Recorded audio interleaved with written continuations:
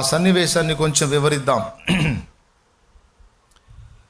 నీకు వెలుగు వచ్చి ఉన్నది, లెమ్ము తేజరిల్లుము, యెహోవా మహిమ నీ మీద ఉదయించెను. చూడుము, భూమిని చీకటి కమ్ముచున్నది, కటిక చీకటి జనములను కమ్ముచున్నది. యెహోవా నీ మీద ఉదయించుచున్నాడు, ఆయన మహిమ నీ మీద కనబడుచున్నది. జనములు నీ వెలుగునకు వచ్చెదరు, రాజులు నీ ఉదయకాంతికి వచ్చెదరు అన్నాడు. ఇది యెషయా ప్రవచన గ్రంథములోని విషయం. అది యేసు ప్రభువుని కూర్చున్నటువంటి ప్రవచనాల్లో ఒక ప్రవచనం అని చెప్పుకోవచ్చు.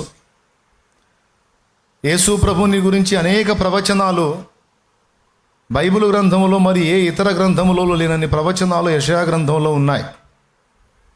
తర్వాత రెండవ స్థానం కీర్తనల గ్రంథం. యెషయా గ్రంథం అంటే బైబిల్ గ్రంథంలో మినీ బైబిల్ అంటారు. బైబిల్ గ్రంథం మొత్తం 66 పుస్తకాలు, యెషయా గ్రంథం 66 అధ్యాయాలు. బైబిల్ గ్రంథంలో మినీ బైబిల్ అని యెషయా గ్రంథాన్ని అంటారు. ఈ యెషయా గ్రంథంలో మరి ప్రభువు పలికించినటువంటి వాక్కులు అప్పటి కాలపు పరిస్థితులను బట్టి, సందర్భాలను బట్టి ఒకవేళ పలికుంటే అదేదో యేసయ్యకు సంబంధించిన ప్రవచన వాక్కై ఉంటే అది ఆయనతోనే సరిపోతుంది, మన దాకా రావాల్సిన అవసరం లేదు. పరిశుద్ధ గ్రంథంలో కొన్ని సన్నివేశాలను కొంతమంది మనుషులు ఎలా వ్యాఖ్యానిస్తారంటే, గ్రంథములో ఇలా ఉంది కదా అంటే అది అప్పుడు కాలానికి సంబంధించి అలా మాట్లాడారు, కానీ అది ఇప్పుడు వర్తించదు అని కొన్ని విషయాలను కొట్టేస్తారు. నెత్తి మీద ముసుకేసుకోవటం అనేది అప్పటి కాలాన్ని బట్టి ఏదో అప్పుడు చెప్పారులే, కానీ ఇప్పుడు ఏం వేసుకోవాల్సిన అవసరం లేదని కొందరు బోధిస్తారు. అంటే అప్పుడు అది సంఘం అను, ఇప్పుడు ఇది సంఘం కాదా? అప్పుడున్న సంఘానికేమో యేసయ్య ప్రాణం పెట్టాడు, ఇప్పుడున్న సంఘానికి ప్రాణం పెట్టలేదా? అప్పుడు సంఘమే, ఇప్పుడు సంఘమే. ఒకవేళ అప్పటిదానికి సంబంధించిన వచనాలు అయితే మరి ఇప్పుడు ఎందుకు అందించాడు గ్రంథంలో మనకి? అంటే అప్పటి సన్నివేశాలు, అప్పటి విషయాలన్నీ కూడా గ్రంథ రూపంలో మనకి ఎందుకు ఇచ్చాడంటే అవి ఇప్పటి కాలానికి ప్రస్తుతంగా మనం ఉన్నాం, మనకు కూడా సంబంధించినటువంటి సంగతులు. గ్రంథములో ఉన్నటువంటి విషయాలు మనకు ఎందుకు ఇచ్చాడంటే అప్పటి విషయాలు తెలుసుకొని ఓహో ఇలా ఉందా అనుకోండి అని కాదు, అవి ఇప్పుడు కూడా ప్రస్తుత పరిస్థితుల్లో కూడా అన్వయించుకోదగ్గ విషయాలు అని దేవుడు మనతో మాట్లాడుతున్నాడు. ఇప్పుడు ఉదాహరణకి యెహోషువతో ఒక వాగ్దానం చేశాడు. నిబ్బరము కలిగి ధైర్యముగా నుండు, నేను మోషేకి తోడై ఉన్నట్టు నీకును తోడై ఉందును, నేను నిన్ను నడిపిస్తాను, వాగ్దత్త దేశం చేరుస్తానని, నీ ఎదుట ఎవడును నిలవనేరడని, అట్లా కొన్ని వాగ్దానాలు యెహోషువకి ఇచ్చాడు. అవి యెహోషువకి ఇస్తే యెహోషువకే ఆ విషయాలు పొట్లం కట్టి ఆయన జేబులో పెట్టాలి. ఎవరు జేబులో పెట్టాలి? యెహోషువ జేబులో పెట్టాలి పొట్లం కట్టి. మరి గ్రంథస్థం చేసి 1000 సంవత్సరాలు ఈ గ్రంథాన్ని ప్రయాణం చేయించి నీకు నాకు అందుబాటులోకి తెచ్చాడంటే ఆ యెహోషువ ఒక ప్రయాణంలో ఉన్నాడు, కానాను యాత్రలో. ఈరోజు నువ్వు కూడా పరమ కనాను యాత్రలో ఉన్నావు. ఆ వాగ్దానాలు నాటి యెహోషువకే కాదు, నేడు నీకు నాకు కూడా అని భావించాడు గనుకనే ఆ వాగ్దానాలని గ్రంథస్థం చేసి నీ చేతిలో నా చేతిలో పెట్టాడు. బైబిల్లో చెప్పినటువంటి వచనాలు చాలా వరకు ఇప్పటికీ మనకు ఉపయోగపడటానికి, మనకు సంబంధించే దేవుడు మాట్లాడాడు అని తీసుకోవాలి. తిమోతికి రాసిన పత్రిక మనకెందుకు, తీతుకు రాసిన పత్రిక మనకెందుకు, ఫిలేమోనుకు రాసిన పత్రిక మనకెందుకు, ఆయన ఏదో పౌలు గారు ఆయన శిష్యులకు రాసుకున్నాడు మనకెందుకు అనుకొనరాదు. నేను తిమోతి పత్రిక చదివేటప్పుడు అపోస్తలుడైన పౌలు తిమోతికి రాసిన పత్రిక అని చదువుకోను, అపోస్తలుడైన పౌలు షాలేము రాజుకు రాసిన పత్రిక అని చదువుకుంటా. అపోస్తలుడైన పౌలు తీతుకు రాసిన పత్రిక అని చదువుకోను, అపోస్తలుడైన పౌలు షాలేము రాజుకు రాసిన పత్రిక అని చదువుకుంటా. అట్లా నా పేరు మెన్షన్ చేసుకొని చదువుకుంటా. అప్పుడు అది నా ఓన్ అవుతుంది. నాది కాకపోతే మరి నాకు ఎందుకు ఇవ్వాలి ఆయన? అది కూడా మామూలుగా కాదు, పరిశుద్ధుల రక్తం మీద ఈ గ్రంథం వచ్చింది. నీళ్లలో కొట్టుకురాలా, కన్నీళ్లలో కొట్టుకొచ్చింది, పరిశుద్ధ రక్తం మీద కొట్టుకొచ్చింది ఈ గ్రంథం. అందుకే అది నాది, నా తండ్రి నాకు ఇచ్చిన వాగ్దానాలు, హెచ్చరికలు, ప్రోత్సాహకాలు, గతకాలపు సంభవాలు, భవిష్యత్తు సంభవాలు, దిద్దుబాట్లు అన్నీ నా తండ్రి నాకు ఇచ్చినవి. ఒకవేళ లోకంలో నేను అన్యుడిగా ఉంటే నాకు 3 వచనాలు. లోకములో నేను అన్యుడిగా ఉంటే, లేదా లోకములో ఎవరైనా అన్యులుగా ఉంటే, యేసు ప్రభుని నమ్ముకొని వారుగా ఉంటే వాళ్ళకి బైబిల్లో 3 వచనాలే.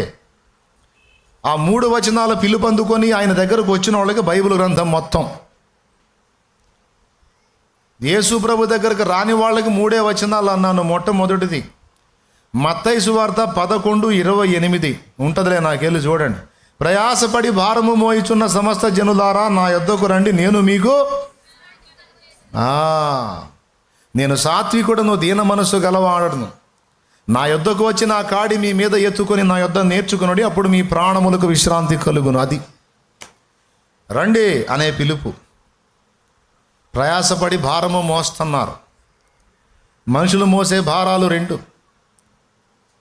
ఒక భారమేమో భూమి మీదనే ఇబ్బంది పెట్టిద్ది, రెండవ భారం చచ్చాక కూడా ఇబ్బంది పెట్టిద్ది. ఇంతవరకు విడగొడితే ఇది ఒక అంశం. రండి అనే పిలుపులో ఒక అంశం ఇది. మానవుడు మోసే 2 విధములైన భారములు. ఒకటేమో బ్రతుకు భారం, రెండవది పాప భారం. బ్రతుకు భారం భూమి మీద ఈ శరీర సంబంధమైన దాన్నే ఇబ్బంది పెట్టిద్ది. పాప భారం శరీర సంబంధమైన జీవితమే కాదు, చచ్చాక కూడా ఇబ్బంది పెట్టిద్ది. ఆయన అన్నాడు 2 భారాలు విడిపిస్తారు రమ్మన్నాడు. బ్రతుకు భారం అంటే ఏంటో అర్థమైందా? కాల. చదువుకునేటప్పుడు చదువుకోవాలి, బాగా చదువుకోవాలి, ఫస్ట్ రావాలి, ఉద్యోగం సంపాదించేంతగా చదవాలని పుస్తకాలను ఎత్తినేసుకొని మోసుకుంటా తిరుగుతాడు. అదొక భారం, చదువు భారం. మీలో కొంతమందికి ఉంది ప్రస్తుతం ఆ భారం. చదువు అయిపోయిన తర్వాత ఉద్యోగ భారం. ఇంకా రాలేదు, ప్రయత్నాలు విఫలమవుతున్నాయి, ఎప్పుడొచ్చిద్దో అని ఉద్యోగ భారం. సరే, ఉద్యోగం వచ్చిందనుకో, ఇక పెళ్లి భారం. అందరికి అవుతుంది, నాకు కావట్లేదని ఈ భారంతో తిరుగుతాడు. తపన దేవుడు తీర్చి ఎవరో ఒక మేళాన్ని తగిలిస్తాడు, గంతకు తగ్గ బొంతని. ఇక అప్పుడు అసలు భారం స్టార్ట్ అయింది. దట్ ఈజ్ కుటుంబ భారం. దేవునికి స్తోత్రం. ఏం భారం అయినా కుటుంబ భారం స్టార్ట్ అయింది. ఇక కుటుంబం అంటే ఇక అప్పటిదాకా తల్లిదండ్రులకు కొడుకుగా, తోడబుట్టిన వాళ్ళకి అన్నగా, తమ్ముడుగా ఉన్నాడు కదా. ఇప్పుడు భర్త అవతారం ఎత్తాడు, ఆమెమో భార్య అవతారం ఎత్తింది. ఇప్పుడు ఆమెకేమో ఆయన భారం, ఆయనకేమో ఆమె భారం. ఇద్దరేమో తల్లిదండ్రులకు, అత్తమామలకు భారం, వాళ్ళ కాళ్ళ మీద వాళ్ళు నిలబడ్డదాకా.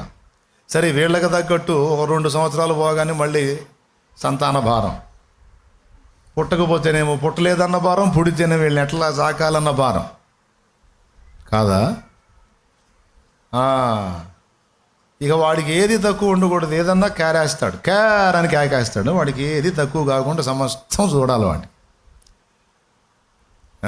సంసార భారం. అలాగే ఆడపిల్లల్ని కంటేనేమో అల్లుడికి కట్నాల భారం. పిల్లనివ్వటమే వాడికి ఎక్కువైతే మళ్ళీ అన్ని డబ్బులు ఇవ్వాలి వాడికి. దేవునికి స్తోత్రం. ఒక్కొక్కడైతే అచ్చంగా వ్యాపారమే చేస్తాడు మరి కట్నాల దగ్గర. 30 సంబంధాలు చూసినోడు ఉన్నాడు ఒక్కొక్కడు, సౌండ్ కోసం.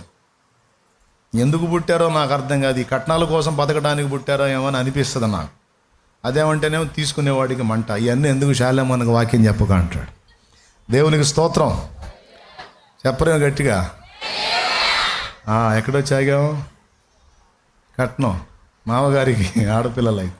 అందుకే కాన్పు అవుతుంది అనగానే బయట ఉండి దండాలు పెట్టుకుంటాడు. ఏసయ్య స్తోత్రం, ఏసయ్య స్తోత్రం, దేవుడా స్తోత్రం, అబ్బాయి అబ్బాయి అబ్బాయి అబ్బాయి అబ్బాయి. అందరు అబ్బాయిలని కంటే అబ్బాయి పెళ్లి చేసుకుంటాడా? ఆఖరికి ఆడ మనిషి అయి ఉండి కూడా అబ్బాయే కావాలి. ఆయన నువ్వు ఆడ మనిషివి అమ్మా, నువ్వు ఆడపిల్లను కోరుకో అంటే నేను కోరుకుంటాను. ఇంటో దంతారు, విలువలు ఉండవు. అబ్బాయిని కంటే మా కోడలు అంటది అత్తగారు, అమ్మాయిని కంటే దరిద్రపదే. ఏం చేద్దాం? ఎన్ని భారాలో చూడండి. బ్రతుకు భారం. పిల్లల్ని పోషించాలి, భార్యను పోషించాలి, భర్తకు అన్నీ చేయాలి, తల్లిదండ్రులను చూసుకోవాలి. భారం భారం భారం. భారం లేని వాళ్ళు ఎవరు లేరు. ఇప్పుడు అర్థమైందా భారం ఏందో? ఈ భారాలు మోయడానికి కాస్తో కూస్తో శ్రమ పడతాం, ఇబ్బంది పడతాం, స్ట్రగుల్ అవుతాం. కానీ ఈ భారం పెద్ద సమస్య ఏం కాదులే. ఎంత భారమైనా ఒక 60-70 ఏళ్ళే. ఈ 60-70 ఏళ్ళు కూడా మనం మోసేది ఏమి ఉండదు. ఒక 50 దాకా లాగామంటే పిల్లలు లైన్లోకి వస్తారు. ఇక వాళ్ళు మనల్ని ఎత్తుకోవాలి. 50 దాకేమో అందరూ మనకు భారం. బాగా విను, 50-60 దాటిన దగ్గర నుంచి అందరికీ మనం భారం. కోడలు అయితే లోపల తిట్టుకుని మంచి మంచి వాళ్ళు చేస్తున్నారు, మా అత్త చావట్లేదని. స్తోత్రం. జాగ్రత్త. ఏమండి, ఆ బోరలు పిల్లల దగ్గర పెడితే వాళ్ళు బగలు కొడతారు, అట్నే ఉలిక్కి పడాల్సి వచ్చింది. పక్కన పెట్టుకోండి, లేకపోతే ఇంకొకసారి బగిలిందంటే ఇంకొకళ్ళు ఎగురుతారు. మంచి మంచి వాళ్ళు పోతున్నారు, మత్త పోవట్లేదు. మొదనష్టపతి 2 పళ్ళాలు తింటే తక్కువ తిందు, తిన్నది మళ్ళీ ఊరుకోదు, అన్ని పనులు చెబుతూ ఉంటుంది అని. అత్తగారు కోడలికి భారం, తల్లిదండ్రులు పిల్లలకి భారం, అత్తమామల అల్లుడికి భారం. ఎన్ని భారాలో. సరేలే, ఈ భారాలు ఎన్నైనా 50 నుంచి 70 తర్వాత అన్ని భారాల నుంచి విడుదల వచ్చింది. ఒకప్పుడు మనం మోసిన భారం, తర్వాత మనం ఇతరులకు అయిన భారం మొత్తం నుంచి నరుని ఆయుష్కాలం 70, అధిక బలం ఉంటే 80, ఇంకా బలం ఉంటే 90 వేసుకో. ఆ తర్వాత అయినా ఈ భారం వదిలించుకోవచ్చు. కాబట్టి ఇది సింపుల్ భారం. ఈ భారాన్ని గురించి మనమే పెద్ద జుట్టు పీక్కోవాల్సిన అవసరంలా. కానీ దీనికి ప్రత్యేకంగా ఇంకొక భారం ఉంది, దీనికి వేరుగా. అది పాప భారం. ఆ భారం ఎంత డేంజర్ అంటే ఈ బ్రతుకులో అన్నీ ఉన్న మనశ్శాంతి లేకుండా చేస్తుంది, చచ్చాక డైరెక్ట్గా నరకానికి తీసుకెళ్తుంది. అది పాప భారం. అందుకని అన్ని భారాల నుంచి విడిపిస్తాను రారామయ్యా అని దేవుడు పిలుస్తున్నాడు. అది విషయం. ఒక్కొక్కడేమో వస్తున్నాడు, వచ్చినోడు విడుదల పొందుతున్నాడు. ఒక్కొక్కడేమో నువ్వు ఏడ మొత్తాలే నాయన నేనే మోసుకుంటానని రోడ్ల మీద తిరుగుతున్నాడు. చేయగలిగింది ఏముంది? కాబట్టి అన్యజనులకు పిలుపు ఒక్కటే, ప్రయాసపడి భారము మోయిచున్న సమస్త జనులారా నా యొద్దకు రండి, నేను మీకు విశ్రాంతి కలుగజేస్తాను. రక్షణ పొందనోళ్ళే కాదు, పొందినోళ్ళకి కూడా ఈ భారం ఉంటుంది. చిన్న చిన్న తప్పులు జరుగుతాయిగా, ఆయన ఎత్తినేసుకొని తిరుగుతూ ఉంటారు. ఇట్లా రకరకాల భారాలు ఉంటాయి. కొంతమంది విచిత్రమైన భారం మోస్తారు, లోకుల భారం. ఏం భారం? లోకుల భారం. అది ఎలాంటిదో చెబుతాను. 2 సమర్పణ కలిగిన దైవజనులు ఒక బాటలో నడుచుకుంటూ పోతున్నారట. సమర్పణ కలిగిన దైవజనులు 2 నడుచుకుంటూ పోతున్నారు. ఒక దగ్గరికి వచ్చేసరికి ఒక కాలువ అడ్డుగా ఉంది. పెద్దవాళ్ళు దాటగలరు, చిన్నవాళ్ళు దాటలేరు. ఒక 10 ఏళ్ల వయసున్న పాప ఆ కాలువ ఒడ్డున నిలబడింది, ఎలా దాటాలో అర్థం కాక. ఈ సేవకుల్లో ఒకడు, ఏమ్మా ఇక్కడ ఉన్నావు అన్నాడు. అంటే ఇది దాటలేకపోతున్నాను అంకులు అంది. దాన్నేముంది తల్లి, నేను దాటిస్తానని ఆ పాపను భుజానికి ఎత్తుకొని, ఆ 10 ఏళ్ల పాపని, కాస్త పెద్దదిగానే ఉంది, ఆయన భుజానికి ఎత్తుకొని ఆయన దాటిచ్చాడు అవతలకి. దాటిచ్చి దించి జాగ్రత్తగా వెళ్ళమ్మా అని వెళ్తున్నాడు. 2 ముందుకు సాగారు. అప్పటిదాకా అవతల సేవకుడు యువతల సేవకుడితో చాలా ప్రశాంతంగా మాట్లాడినాడు. ఈయన ఈ పని చేసేసరికి అవతలవాడు మౌనం అయిపోయాడు. ముఖం ఇంత లావును పెట్టుకున్నాడు. ఈయనకు అర్థం కాలే, ఇప్పటిదాకా మాట్లాడి బాగానే ఫ్రీగా ఉన్నాడు, వాయి పెట్టుకున్నాడు ముఖం అని ఈయనకు అర్థం కాదు. ఏందన్నాడు, ఏం లేదులే. కొంచెం ముందుకెళ్ళారు. కొంచెం ముందుకెళ్ళిన తర్వాత అప్పుడు ఓపెన్ అయ్యాడు. కొంచెం దూరం నడిచిన తర్వాత, ఏంటి బ్రదర్ మౌనం అయిపోయావు, ఏంటి, ఏం జరిగిందన్నాడు. ఏదైనా నువ్వు చేసింది కరెక్ట్ కాదు బ్రదర్ అన్నాడు. ఏంటి కరెక్ట్ కాదు? ఆడపిల్లను మనం ముట్టుకోవచ్చా? మనం ప్రతిష్ఠ పొందిన వాళ్ళం కదా, మనం సమర్పణ వాళ్ళం కదా, మనం ముట్టుకోవచ్చా అన్నాడు. అలాంటిది నువ్వు ఎత్తుకొని దించావు, ఇది కరెక్టేనా, నాకు నచ్చలా అన్నాడు. అప్పుడు ఈయన అన్నాడు, ఓ నాయన, నువ్వు ఇంకా అమ్మాయిని మోస్తానే ఉన్నావా, నేను అక్కడే దించానే అన్నాడట. అర్థమైందా మీకు? నువ్వు ఇంకా మోస్తానే ఉన్నావా, నేను ఆడే దించాను అంటే లోకుల భారం అంటే ఇది.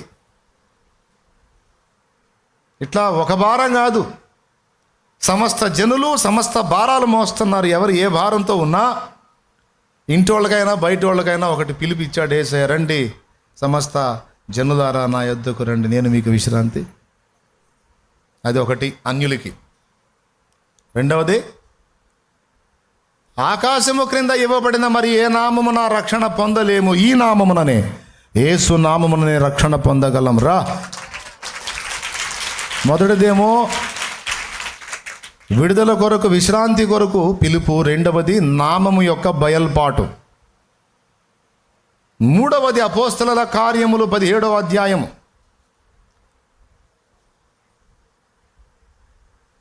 ఆ అజ్ఞాన కాలములను దేవుడు చూచి చూడనట్లుగా ఊరుకొనెను. ఇప్పుడైతే అంతటా అందరూ మారు మనసు పొందవలెనని ఆయన నరులకు ఆజ్ఞాపించుచున్నాడు.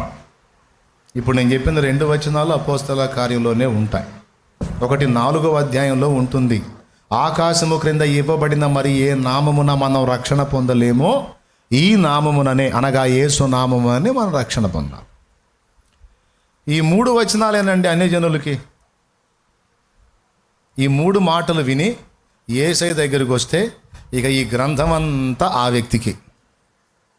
దేవునికి స్తోత్రం. అర్థమైందా? 2 భార్యాభర్తలు దారిని పోయే ఒక అమ్మాయిని చూసి, బాగా వినండి, 2 భార్యాభర్తలు దారిని పోయే ఒక అమ్మాయిని చూసి, అమ్మా అబ్బాయి గురించి నువ్వు కొన్ని తెలుసుకోవాలి అన్నారు అనుకో.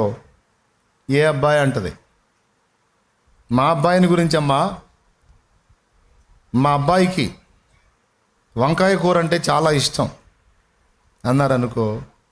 ఏ అబ్బాయి ఏ వంకాయ కూర నాకెందుకు చెబుతున్నారు అంటారు. నోర్మై, అట్లా అనకూడదు. వేషాలు, మంచితనం, మొత్తం మ్యాటర్ అంతా అబ్బాయిని ఇష్టపడి, అబ్బాయిని కోరుకొని, అబ్బాయిని వివాహం చేసుకోవటానికి నిశ్చయమైన అమ్మాయికి చెప్పాలి. కాబట్టి అలా నిశ్చయతకు వచ్చినటువంటి, రక్షణానుభవంలోనికి వచ్చినటువంటి, మారు మనస్సులోకి వచ్చినటువంటి, పాప క్షమాపణ నిమిత్తం బాప్తిస్మం పొందినటువంటి, దేవుని రాజ్య వారసత్వాన్ని స్వతంత్రించుకున్నటువంటి, 2వ జన్మ అనుభవంలోనికి వచ్చినటువంటి, జీవగ్రంథంలో పేరు సంపాదించుకున్నటువంటి వ్యక్తులకు పరిశుద్ధ బైబిల్ గ్రంథం పరిపూర్ణంగా ఇవ్వబడింది. ఆయన రెక్కల కిందికి రానోడు, జీవగ్రంథంలో పేరు లేనోడు, దేవుని రాజ్యానికి వారసుడు కానోడు, 2 జన్మల అనుభవం పొందనోడు, 1 జన్మలోనే ఆగిపోయినోడు, వానికి 3 మాటలు. ఆ మాటలు ఇప్పుడు మీరు చెబుతారు. చూద్దాం మీ తెలివితేటలో. యేసయ్య రాజ్యంలోకి రానోడికి 3 మాటలు. ఏం మాటలో చెప్పండి? నంబర్ 1, ఎవరు అన్నారు, ప్రయాసపడి. శబ్బాష్. 2వ మాట, అన్ని నామముల కంటే పైనామం, ఈ నామం ద్వారానే రక్షణ. 3వ మాట, అప్పుడైతే చూసి చూడనట్టు వదిలేశాడు, ఇప్పుడు అందరికీ డేటు ఖరారు చేశాడు. నాయన జడ్జిమెంటు ఖరారు చేశాడు, చెప్పమని మమ్మల్ని పంపించాడు. అందుకే వచ్చి చెబుతున్నాం. విని మారు మనసు పొందుతావా? సరి, లేకపోతే నీకుందిరా ఉరి. దేవునికి స్తోత్రం. అది మన ప్రకటన. ఇన్నోడింటాడు, ఎటకారం చేసినాడు, ఎటకారం చేస్తాడు. మొత్తానికి నియమించిన రోజు ఒకటి ఉంది, అది అపోస్తలుల కార్యం 17లోనే చెప్పాడు. ఓకేనా? ఇప్పుడు ఇక్కడ కూర్చున్న వాళ్ళలో రక్షణ పొందిన వాళ్ళు ఎంతమందో చేతులు ఎత్తండి. అబ్బా, దేవునికి మహిమ. దించండి. మీకు గ్రంథము, ఇందులో పెండ్లి కుమారుడు రక్షకుని యొక్క వ్యక్తిత్వము, వ్యవహారము, కదలిక, ఆలోచన విధానం, కోపతాపాలు అన్నీ ఇందులో నీకు ఇచ్చేశాడు. ఇవన్నీ నువ్వు గైకొని రెడీ అయి రేపు మరి నువ్వు సిద్ధంగా ఉంటే రేపు ఆయన వచ్చినప్పుడు సిద్ధపడిన నిన్ను తీసుకొని వెళ్తాడు. ఎక్కడికి? యుగ యుగాలు ఆయనతో ఉండటానికి. అర్థమైందా? అందుకని రెడీ గమ్మని ఆ మ్యాటర్ అంతా ఇందులో ఇచ్చాడు. ప్రకటన గ్రంథం 19, గొర్రెపిల్ల వివాహోత్సవ సమయము వచ్చి ఉన్నది, గొర్రెపిల్ల భార్య తన్ను తాను సిద్ధపరచుకొని ఉన్నది. దేని ప్రకారం సిద్ధపరచుకోవాలంటే గ్రంథములోని సంగతుల ప్రకారం సిద్ధపరచుకోవాలి. సిద్ధపడేది సంఘకన్య, సిద్ధపరిచేది పరిశుద్ధాత్మ దేవుడు. దేని మూలంగా అంటే వాక్య మూలంగా. అందుకే అందరూ కూడా వాక్యానికి పెద్దపీట వేయాలి. బైబిల్ గ్రంథాన్ని అనుదినము ధ్యానించాలి, చదవాలి, ధ్యానించాలి. ఈ బైబిల్ చదవని వాళ్ళకి ఆయన ఏందో అర్థం కాడు. చాలామంది తేవటానికి పెద్ద బైబిల్ సంఖలో పెట్టుకొని వస్తారు, కానీ అది సంఖకే పరిమితం. అర్థమైందా? చదవటానికి కాదు, సంఖకే పరిమితం. చదువు రానోళ్ళు అంటే పాపం వాళ్ళకి ఎటు లేదు. చదివి వచ్చిన వాళ్ళకి ఏమో రోగం, చదవాలిగా. ప్రాణప్రియుడి గురించి తెలుసుకోవద్దు, తెలుసుకొని జాగరూకులై ఉండుటయే సిద్ధపాటు. అందుకని మనకిచ్చాడు. సరేలే, మళ్ళీ మనం అటుపోతే టైం పట్టిద్ది. మనం చదువుకున్న వచనం దగ్గరకు వద్దాం. సిద్ధపాటుతో సహా చెప్పేశా. ఈ చదివి రెడీగా ఉండాలి. మీలో ఇంకా బాప్తిస్మం పొందిన వాళ్ళు ఎంతమంది ఉన్నారో చేతులు ఎత్తండి. నేను ఇంకా పొందలేదు అన్నోళ్ళు చేతులు ఎత్తండి. బహు కొద్దిమంది ఉన్నారు, చాలా సంతోషం. మీరు కూడా తెలుసుకొని త్వరగా రక్షణ పొందుకోండి. ఛాన్స్ ఉంటే ఈరోజే పొందుకోండి. 2 జన్మల అనుభవం కలిగిన వాణ్ణి ద్విజుడు అంటారు. ఒక్క జన్మలోనే ఆగిపోకూడదండి, 2వ జన్మ అనుభవం పొందాలి. ఈ లోకంలో 2 జన్మలు ఎత్తిన వాడు ఒక్కసారే చేస్తాడు. మళ్ళీ చెబుతున్నా స్పష్టంగా, నేను మళ్ళీ అడుగుతా, చెప్పాలి మీరు. 2 జన్మల అనుభవం పొందినోడు ఒక్కసారే చేస్తాడు. ఒక్క జన్మతో ఆగిపోయినోడు 2 సార్లు చేస్తాడు. ఇప్పుడు నేనేం చెప్పాను చెప్పండి. 2 జన్మలు ఎత్తినోడు, 2 జన్మలు అంటే ఏంది? ఒకటి అమ్మ కడుపులో నుంచి పుట్టిన జన్మ, 2వది నీటి మూలముగాను ఆత్మ మూలముగా అనగా బాప్తిస్మము ద్వారా తిరిగి జన్మించిన జన్మ. ఈ 2 జన్మలు అనుభవం పొందినోడు ఒక మరణమే పొందుతాడు. అది కూడా యేసయ్య రాకడ దాకా మనం ఇలా ఉంటే ఆ మరణం కూడా పొందే అవసరం లేదు, డింగన వెళ్ళిపోవచ్చు. స్తోత్రం. ఇదే మరణము? 2 చేతులు ఎత్తి స్తోత్రం చెప్పండి. అందులో అది నాకు రావద్దయ్యా అనుకోండి, అది 2వ మరణం. బైబిల్లో 2 మరణాలు ఉన్నాయి, చూశారు కదా. ఒకటి శరీరం చచ్చే మరణం, 2 ఆత్మ నరకానికి నెట్టబడే మరణం. ఈ 2 మరణాలు నీకొద్దు అనుకుంటే 2 జన్మల అనుభవంలోనికి రా. మొదటి జన్మ అమ్మ కడుపులో నుండి పుట్టిన జన్మ, 2వది దేవుని వాక్యమును అక్షయ బీజము ద్వారా పుట్టినటువంటి జన్మ, బాప్తిస్మము ద్వారా పొందే జన్మ. మీలో ఎంతమంది పొందారు? అది పొందిన వాళ్ళందరూ 2 జన్మల అనుభవం పొందినోళ్ళు. వీళ్ళందరూ ద్విజులు. ద్వి అంటే 2, జా అనే ధాతువు ప్రస్తావన వస్తే జన్మ. వీళ్ళు ద్విజులు అన్నమాట. అంటే పాపములు కడగబడి పరిశుద్ధపరచబడి పరిశుద్ధాత్మను పొందుకొని దేవుని రాజ్యమునకు హక్కుదారులై దేవుని ఏర్పాటులో ఎంటర్ అయిపోయిన వాళ్ళు అన్నమాట వీళ్ళ. ఇంకా పొందిన వాళ్ళు ఎంతమంది ఉన్నారో వాళ్ళకి ఇదే పిలుపు. నేడే రక్షణ దినం, ఇదే అనుకూల సమయం. మీరు వేరే సంఘాలకు చెందిన వాళ్ళు అయితే మీ అయ్యగారులను అడిగి పొందండి. మీరు ఏ సంఘానికి చెందిన వాళ్ళు అయితే కూటమి అయ్యాక పరిగెత్తుకొని బాప్తిస్మం పొందండి. 7 సేవలే పో అంటే నిజంగానే మీకు రేపు న్యాయం జరిగిద్ది. చెప్పమన్నాడు కాబట్టి చెబుతున్నా. నిర్లక్ష్యం చేస్తే నాకు సంబంధం లేదు. రేపటికి రూపం లేదు, రేపేం జరిగిద్దో తెలియదు కాబట్టి నేడే ఇచ్చిన అవకాశం వినియోగించుకున్నోళ్ళు ధన్యులు. క్లియర్గా అర్థమైందా? చెప్పండి. ఇప్పుడు అన్యజనులకా బైబులు విశ్వాసులకా? అన్యజనులకా బైబులు శిష్యులకా? అన్యజనులకా. మరి ఎవరికి? శిష్యులకు.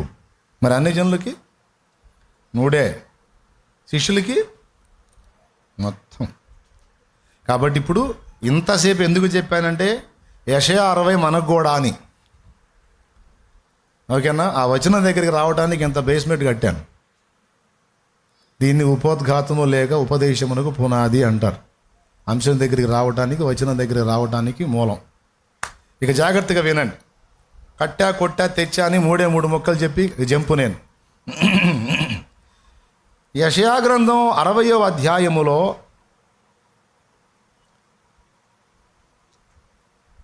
యేసుక్రీస్తును గూర్చిన ప్రవచనాలు ఉన్నాయి, ఇశ్రాయేలు జనమును గూర్చిన ప్రవచనాలు కూడా ఉన్నాయి.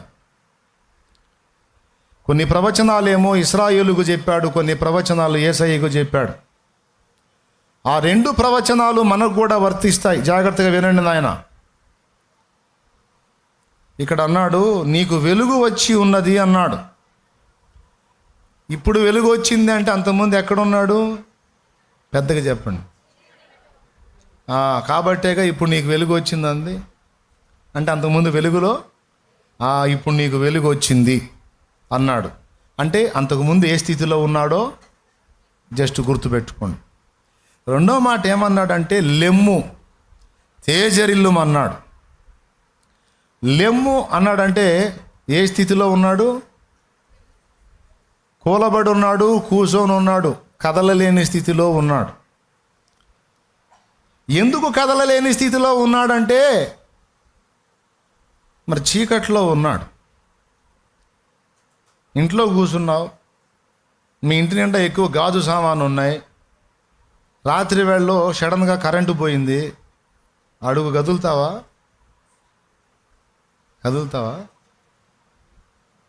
కదిలినా ఎలా కదులుతావు?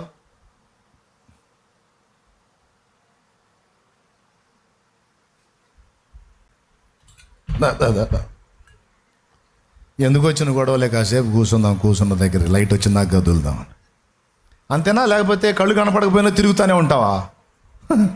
కళ్ళు కనపడకపోతే ఆడ తిరుగుతాం, కనపడితేనే తిరుగుతాం, లేకపోతే ఎక్కడోడు అక్కడ కూర్చోవాలి. లెమ్ము అనే పదం వాడాడంటే కూలబడిన అనుభవంలో ఉన్నాడు, కూర్చున్న అనుభవంలో ఉన్నాడు, కదలలేని అనుభవంలో ఉన్నాడు. ఎందుకు అంటే వెలుగు లేదు, చీకటి ఆవరించింది. ఇప్పుడు అంటున్నాడు, నీకు వెలుగు వచ్చింది లే అన్నాడు. లెమ్ము, తేజరిల్లుము, నీకు వెలుగు వచ్చింది అన్నాడు. తర్వాత అన్నాడు, యెహోవా మహిమ నీ మీద ఉదయించెను. దేవుని మహిమ నీ మీదికి వచ్చింది నాయనా. ఇక నువ్వు అంధకారంలో కూర్చోవటానికి లేదు, నువ్వు లేవాలి. ఆశ్చర్యకరుని వెలుగు నీ మీద ప్రకాశిస్తుంది. ఆ వెలుగులోనికి నువ్వు ప్రవేశించి ఆ వెలుగును నువ్వు ధరించుకొని నువ్వు తేజరిల్లాలన్నాడు. మధ్యాహ్నం ఇప్పుడు ఎండవేళ సూర్యుని చూడండి, అది తేజరిల్లితేనే నీకు నాకు మనందరికీ ఎండ, వేడి, వెలుగు. ఆ తేజరిల్లకుండా దాని వెలుగును కోల్పోయిందనుకో, తేజస్సును కోల్పోయిందనుకో, మనకి వెలుగు ఉంటుందా? ఇప్పుడు అంటున్నాడు ఏంటంటే, నీకు వెలుగు వచ్చింది, నీ మీద యెహోవా మహిమ ఉదయించింది, ఇప్పుడు నువ్వు తేజరిల్లాలి అంటున్నాడు. ఏమంటున్నాడు? ఇప్పుడు నువ్వు తేజరిల్లాలి అంటున్నాడు. ఇప్పుడు సదరు వ్యక్తి తేజరిల్లితే ఎవరికి ప్రయోజనం? దేవుని మహిమను పొందుకొని దేవుని వెలుగును పొందుకున్నోడు తేజరిల్లితే ఎవరికి ప్రయోజనం అంటే జనులకు ప్రయోజనము. సూర్య నక్షత్రం ఆకాశములో తేజరిల్లితే మనందరికీ వెలుగు. యేసయ్య సిలువలో ప్రాణం పెట్టినప్పుడు సూర్యుడు మరుగైపోయాడు 3 గంటలకల్లా. మిట్ట మధ్యాహ్నం పట్ట పగలు చిక్కటి చీకటి కమ్మేసింది. సూర్యుడు మరుగైపోయినాడు. సూర్యుని తేజస్సు కోల్పోతే మనకు వెలుగు లేదు, జనములమైన మనకు వెలుగు లేదు, అంధకారంలో మనం కూర్చుంటాం. ఇప్పుడు సూర్యుడు అనే ఒక నక్షత్రం ఒక్కటి తేజరిల్లితే అది భూజనులందరికీ కూడా అంధకారాన్ని తొలగించి ఆ వెలుగులో తమ తమ పనులను చక్కబెట్టుకోవడానికి అది అవకాశంగా అవుతుంది, ఆధారం అవుతుంది. ఎంతమందికి అర్థమైంది? ఏమర్థమైంది? సూర్యుడు వెలుగు నీ తలకాయ, అంతేనా? నిజంగా అర్థమైందా? ఇదొక వాగ్దానం, ఇదొక హెచ్చరిక, ఇదొక ప్రోత్సాహం. చాలా విలువైన సమాచారం, జాగ్రత్తగా వినండి, నిర్లక్ష్యంగా ఉండొద్దు.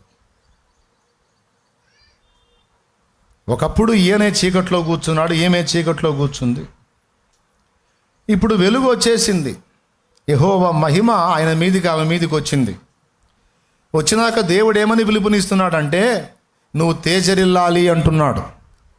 నేను తేజరిల్లితే ఎవరికి ప్రయోజనం అంటే సమాజానికి ప్రయోజనం, సంఘమునకు ప్రయోజనం, భూజనులకు ప్రయోజనం అన్నాడు. ఓహో, ఇప్పుడు నాకు ఒక బాధ్యత ఉంది. చీకట్లో నుండి వెలుగులోకి, కూర్చున్న స్థితిలో నుండి లేవడానికి, దేవుని మహిమను పొందుకొని తేజరిల్లడానికి నేను సిద్ధం కావాలి. ఇది నాకు దేవుడిచ్చిన పిలుపు. ఓకేనా? ఈ వచనాలు బాగా పాటల్లో పాడి పాడి పాడి దాని మూలాలు మర్చిపోయాం. లెమ్ము తేజరిల్లుము నీకు వెలుగు వచ్చియున్నది, లెమ్ము తేజరిల్లుము నీకు వెలుగు వచ్చియున్నది. ఏమండి? ఓ అబ్బా, ఇప్పుడుదా హెబ్రోన్ పాట. దేవునికి స్తోత్రం. వారిలో ఒంటరి అయినా వాడు 10 వందలగును, వారిలో ఒంటరి అయినా వాడు 10 వందలగును. ఎన్నిక లేని వాడు, ఎన్నిక లేని వాడు బలమైనటి జనమగును, బలమైనటి జనమగును. లెమ్ము తేజరిల్లుము నీకు వెలుగు వచ్చియున్నది. దేవునికి మహిమ. ఇది దేవుడిస్తున్న పిలుపు బిడ్డలారా, సేవకులకు, విశ్వాసులకు, పరిచారకులకు. దేవుని ప్రేమించి దేవుని మహిమ కొరకు, దేవుని వెలుగు కొరకు ఎదురు చూస్తున్న నీతిమంతులకు నా తండ్రి ఇస్తున్న వాగ్దానం ఇది, నా తండ్రి ఇస్తున్న ప్రోత్సాహం ఇది. ఇప్పుడు పాయింట్ నెంబర్ 1లో ఎక్కడ కూర్చున్నాడు అన్నాం. ఏందమ్మా బల్లె? ఏం ఓయమ్మా, బైబిల్ పెట్టమ్మా, పెట్టి వత్తు, ఇక దానికి ఊపిరాడదు అది. వేసేసే, అయిపోయిందా? మీకు మీకు మీకు భయమా? మీరు సర్పంతోనే మాట్లాడినోళ్ళు అయితే అడటే. రైట్, మీరు నాకెళ్ళి చూడండి. కాళ్ళు చేరంటలేండి, సర్పం కూడా కాదు.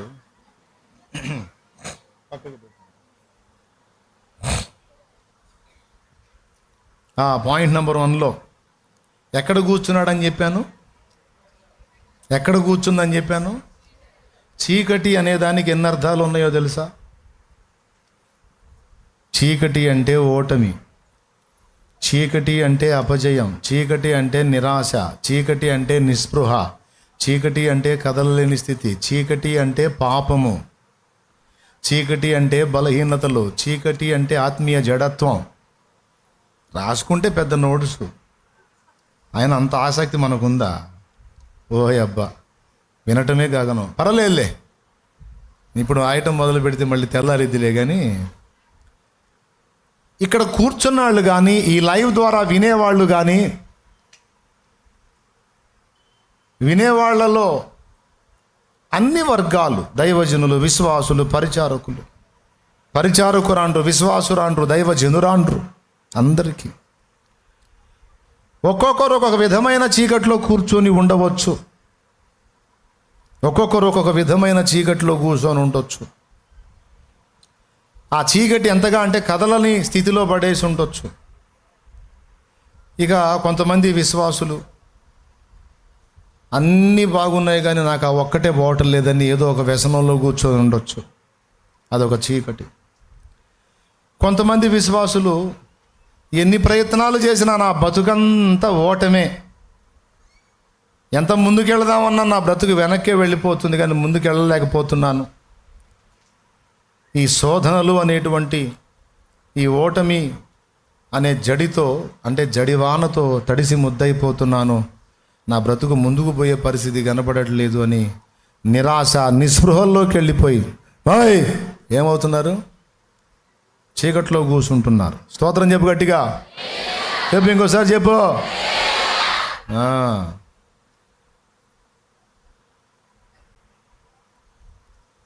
కొంతమంది ఓటమి, అపజయాల, ప్రతికూలతల అనుభవాలతో, శోధనల జడిలో తడిసి ఇక నా బ్రతుకంతా ఇంతే, నా బ్రతుకు మారదు, ఇక నా బ్రతుకు ఇంతే అని నిరాశ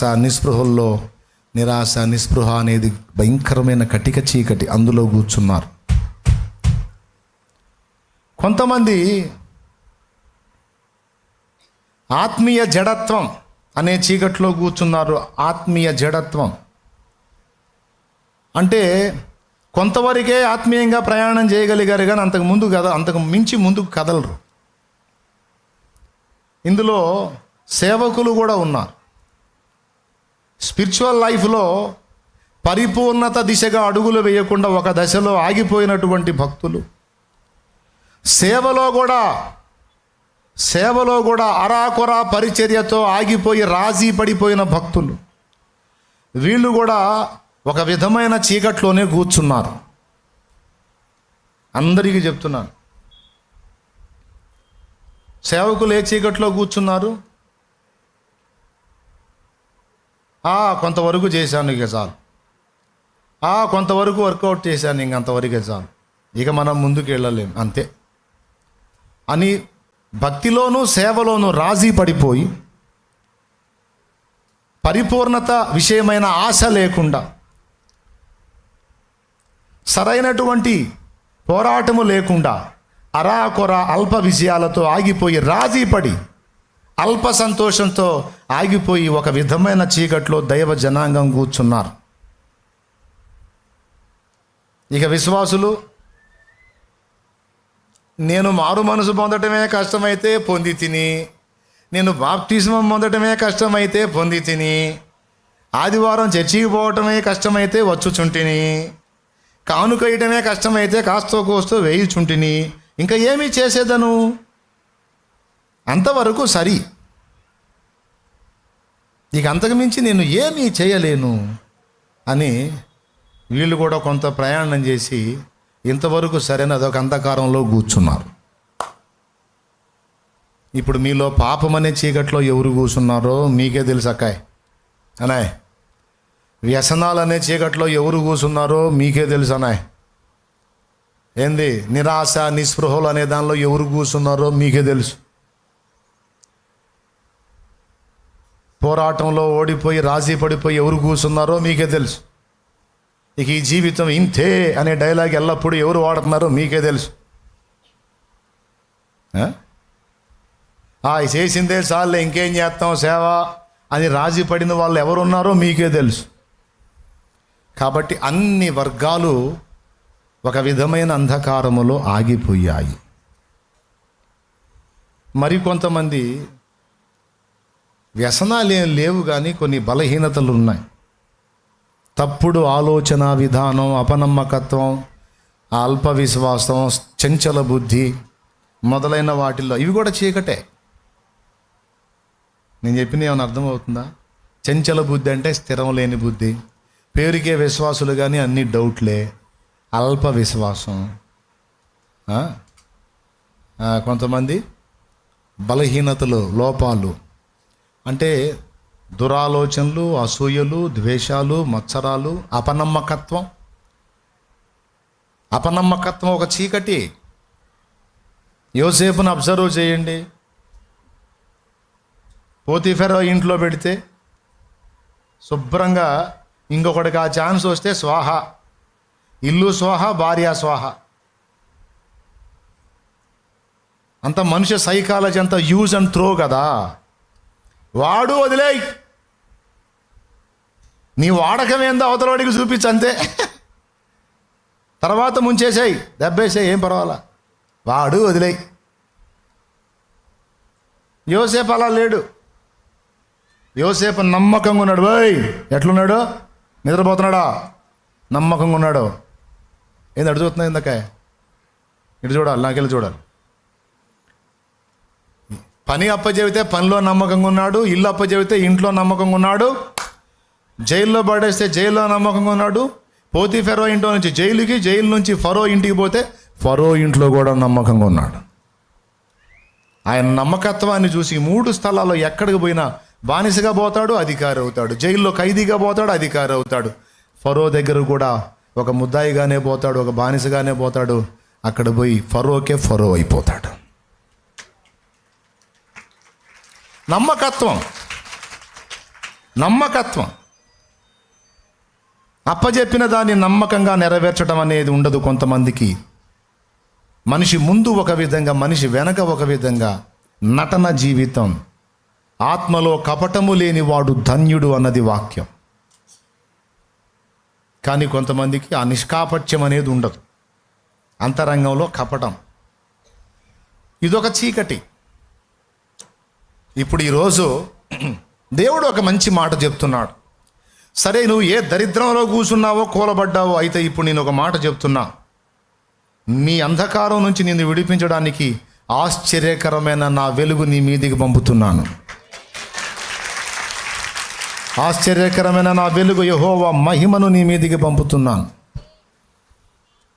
ఎందుకు నాయనా నా మీదకి పంపుతున్నావు చండాలు పొడినైతే? ఎందుకు నాయనా నా మీద పంపుతున్నావు చండాలపు దాన్ని అయితే? నేనే మంచిదన్నా, మంచోన్నా, నా మీద ఎందుకు పంపుతున్నావయ్యా? అయ్యా,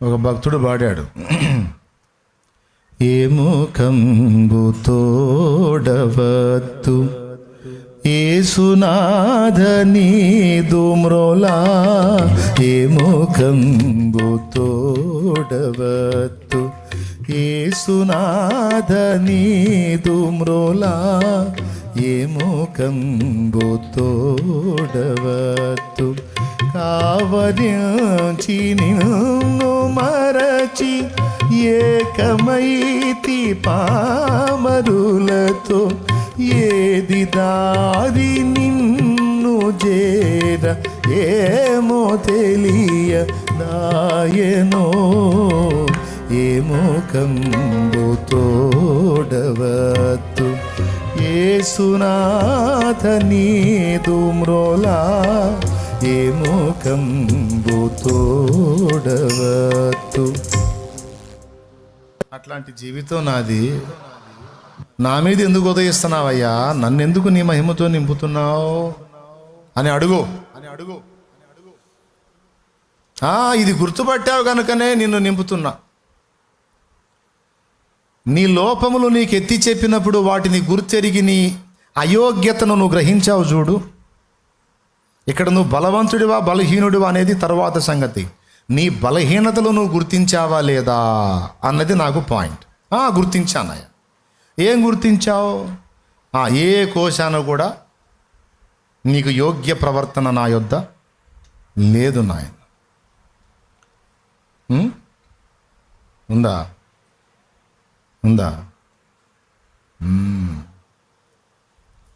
నా వంటి నరుడొకడు నన్ను ప్రేమించిన నా వలన ఫలము,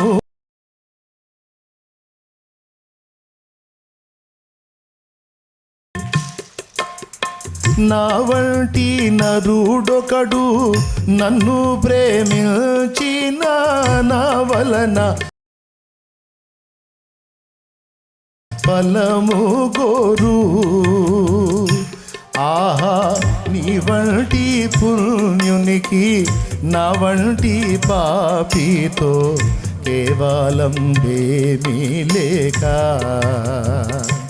యేసు నన్ను ప్రేమించినావు.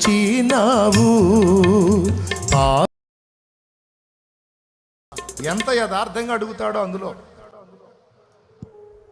అందుకే దేవుడికి నచ్చుతారు భక్తులు. షో చేయరు. షో చేస్తే చిరాకు. దేవుని ముందుకు వచ్చి జెన్యూన్గా ఉండాలి. నువ్వేదో అనుకుంటున్నావు కానీ పనికొచ్చే శాల్తీ కాదా ఇదే. బలహీనున్నాయా, నాకు అర్హత లేదు, యోగ్యత లేదు. ఒకప్పుడు యోగ్యుడని ముందుకు పరిగెత్తాడు 40 ఏళ్ల వయసులో. 80 ఏళ్ళకి దేవుడు దర్శించి రా నిన్ను తీసుకెళ్ళి వాడుకుంటానంటే యోగ్యత లేదన్నాడు, అర్హుణ్ణి కాదన్నాడు. ఎవరు? యోగ్యుణ్ణి అని తగుదనమ్మా అని ముందుకు పరిగెత్తినప్పుడే వెనక్కి నెట్టాడు. యాడికి నెట్టాడు? ఐగుప్తు నుంచి మిద్యానుకు నెట్టాడు. మిద్యాన్లో 40 ఏళ్లలో ఈ పైత్యం అంతా వదిలిపోయి ఇక పనికిరామని ఫిక్స్ అయిన తర్వాత అప్పుడు రమ్మన్నాడు. దేవునికి మహిమ కలుగును కాక. ఎవరో ఆయన. ఆహా, మీరు రైట్ రైట్ రైట్.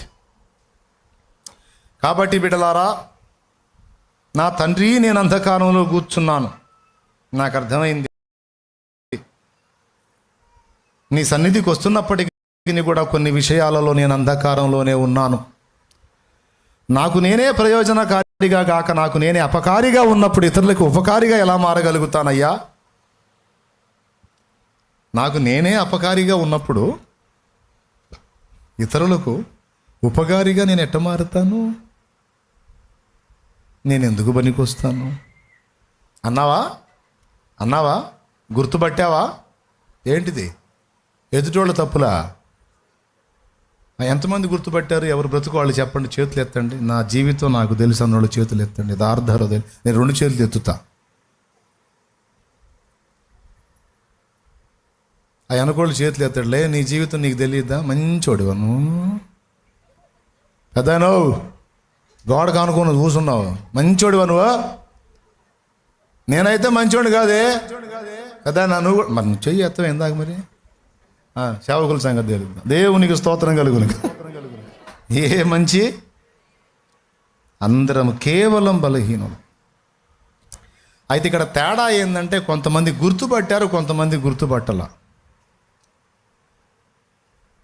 గుర్తుపట్టినోడు దేవునికి ఇష్టడవుతాడు, గుర్తు పట్టనోడిని దేవుడు పక్కన పెడతాడు.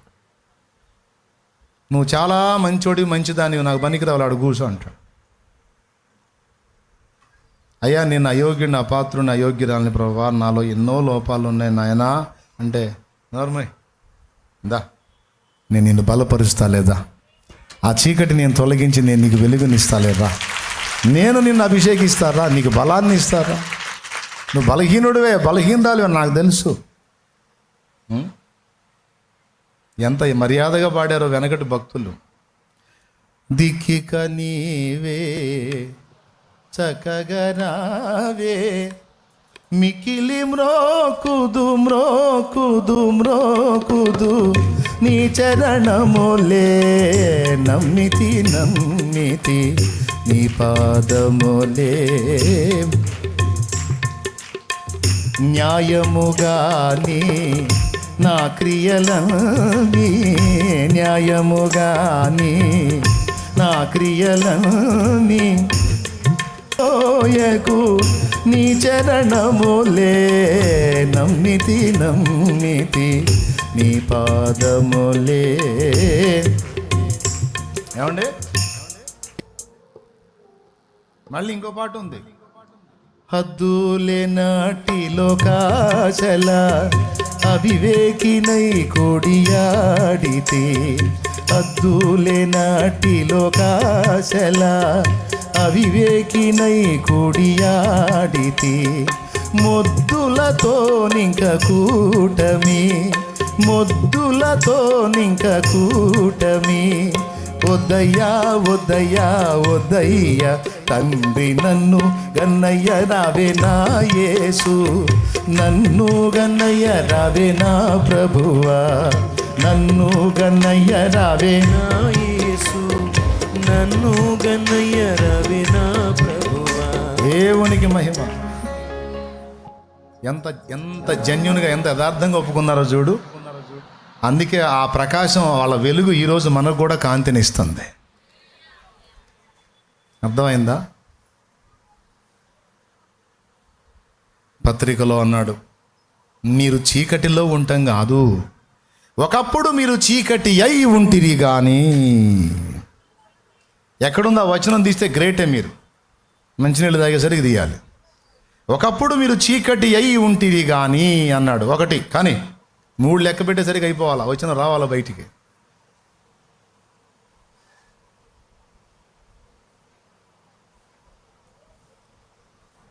రెండో, నేనే తీస్తా లేకపోతే. 2:30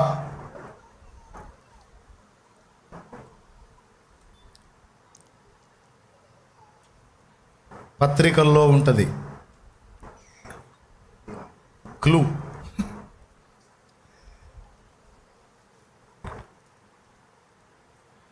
హల్లెలూయా హల్లెలూయా. ఎవరు చెప్పలేదుగా?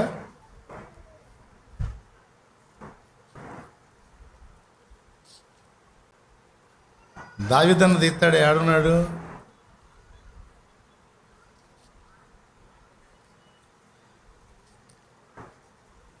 ఏమండి, ఎంత అద్భుతమైన మాట అంటే, మీరు చీకటిలో ఉన్నారనేది ఇందాక చదివాం. అసలు ఒక అద్భుతమైన మాట ఏంటంటే, అసలు మీరే చీకటి. ఒకప్పుడు మీరు చీకటి అయి ఉంటిరన్నాడు. ఏమన్నా పేతురు రాసిన పత్రిక వెళ్తారా?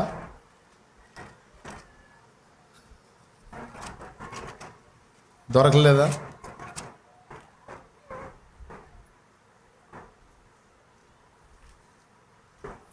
పాట కూడా ఉందండి కదండి, అన్న పాట ఒకటి.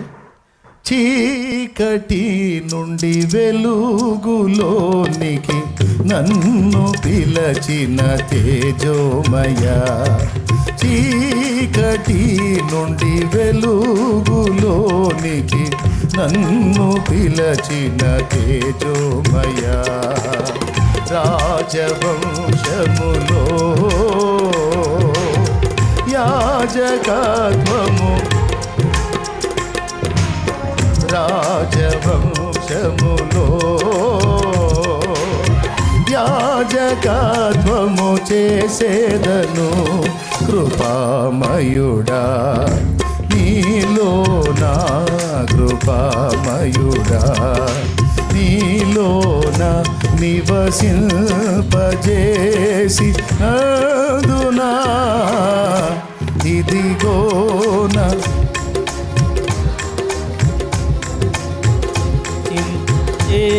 చేసినందునా ఇదిగో.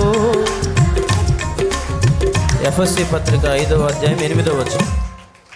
ఇక్కడ ఏమన్నాడంటే, చీకటిలో నుండి ఆశ్చర్యకరమైన తన వెలుగులోనికి మిమ్మును పిలిచిన వాని మహిమ గుణాతిశయములను ప్రచురపరచు నిమిత్తం అంటాడు పేతురు పత్రికలో. ఎఫెసీ పత్రిక 5:8. ఎఫెసీ పత్రిక 5వ అధ్యాయం 8వ వచనం. అది కూడా అండర్లైన్ చేసుకోండి. మీరు పూర్వమందు చీకటి అయి ఉంటిరి, అబ్బా, ఇప్పుడైతే ప్రభువునందు వెలుగై ఉన్నారు. అది అసలు చీకట్లో ఉంటాం కదా, అసలు మీరే చీకటి అన్నాడు. అంటే అర్థం ఏమిటంటే, చీకటి తనకే నష్టం కలుగజేసిద్దా, కమ్మిన చోటెల్లా నష్టం కలుగజేసిద్దా? చీకటి తనకే నష్టం కలుగజేయదు, చీకటి కమ్మిన చోటెల్లా నష్టమే. అంటే ఆ పరిసరాలన్నీ కూడా సమస్యాత్మకమే. ఒకప్పుడు మీరే ఒక పెద్ద సమస్య, ఒకప్పుడు మీరే ఇతరులను నష్టపుచ్చారు, నాశనం చేశారు, పాడు చేశారు, బలహీనపరిచారు, ఇబ్బంది పెట్టారు. ఒకప్పుడు మీరే చీకటి. 2 చోట్లేమో మీరు చీకట్లో ఉన్నారంటాడు, ఒక చోటేమో అసలు అచ్చంగా మీరే చీకటి అంటాడు. ఇప్పుడైతే ఏమన్నాడంటే, మీరు ఆయన వెలుగులోకి వచ్చారు. ఇదే మాట పేతురు పత్రిక, ఆశ్చర్యకరుని వెలుగు, ఆశ్చర్యకరమైన వెలుగులోకి వచ్చారంట.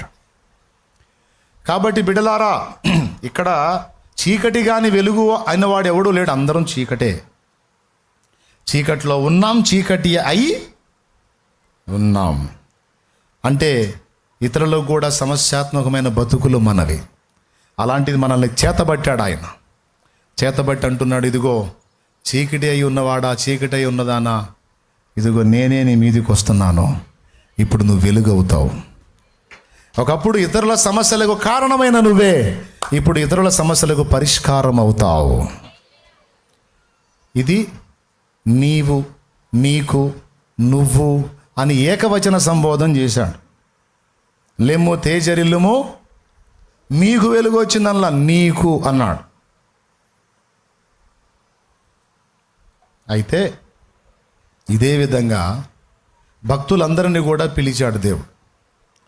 అయితే వాళ్ళ బలహీనతలను వాళ్ళు గుర్తెరిగి, వాళ్ళ అయోగ్యతను వాళ్ళు గుర్తెరిగి యథార్థంగా దేవుని ముందుకొచ్చి వాళ్ళ లోపాలు ఒప్పుకొని ఆయన ఆశ్రయించినప్పుడు వాటన్నిటిని తన రక్తంతో కడిగి వారు ఎక్కడెక్కడైతే వీక్ అవుతున్నారో అక్కడ వాళ్ళకి ఆశ్చర్యకరమైన బలమునిచ్చి ఈ బలహీనుల్ని బలవంతుల్ని చేసి నిలబెట్టాడు ఆయన. నిలబెడతాడు, నిలబెట్టబోతున్నాడు ఆయన.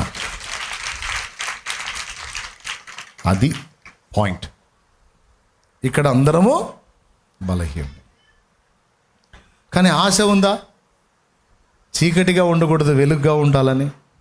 ఇతరులకు నష్టకరంగా కాదు, ఇతరులకు లాభకరంగా నేను బ్రతకాలని ఆశ ఉందా? అట్లయితే నువ్వు ఆయన ఆశ్రయించవచ్చు. నిన్ను తప్పనిసరిగా ఆ విధంగా వెలిగిస్తాడు. ఇందులో చదువుకున్నోడు, చదువు లేనోడు, స్త్రీ, పురుషుడు, యవ్వనుడు, చిన్నోడు అన్న భేదం లేదు.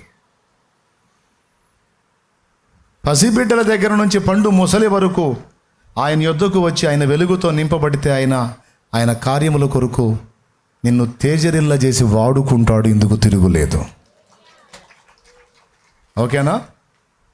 ఇంతవరకు ఒక భాగం సంపూర్తి అయింది. అసలు మనం ఏమై ఉన్నామో అక్కడ చెప్పాడు. ఏమన్నాడు చెప్పండి? వెలుగు నీకు వచ్చి ఉన్నది, లెమ్ము. అంటే కూలబడ్డ చోట నువ్వు ఉండవాకు, అక్కడి నుంచి నువ్వు బయటకు రా. ఇప్పుడు ఏం చేయాలి? కదలాలి, బయటకు రావాలి. ఎక్కడికి రావాలి? ఎక్కడికి రావాలి? ఆగు చెబుతా. ఎక్కడికి రావాలో నేనే చెబుతా. వెలుగులోకి నువ్వు రావటం కాదు, అక్కడ ఏముంది? నీ మీదికి వచ్చిందని ఉంది. ఓకేనా? దేవుని మహిమ నీ మీద ప్రకాశించింది. ఇప్పుడు నువ్వేం చేయాలంటే, ఆ మహిమ ప్రకాశించింది, చీకటి నిన్ను వదిలింది గనక ఇప్పుడు నువ్వు అక్కడి నుంచి కదలాలి అన్నాడు. లెమ్ము అన్నాడు. ఇప్పుడు ఇక్కడ పాయింట్ జాగ్రత్త వినండి. ఆ తర్వాత అన్నాడు చూడుము అన్నాడు. ఏమన్నాడు? చూడుము అన్నాడు. ఏం చూడాలి అంటే జనములను చూడు అన్నాడు. ఎందుకు చూడాలంటే జనములను చీకటి గమ్ముతుంది చూడన్నాడు.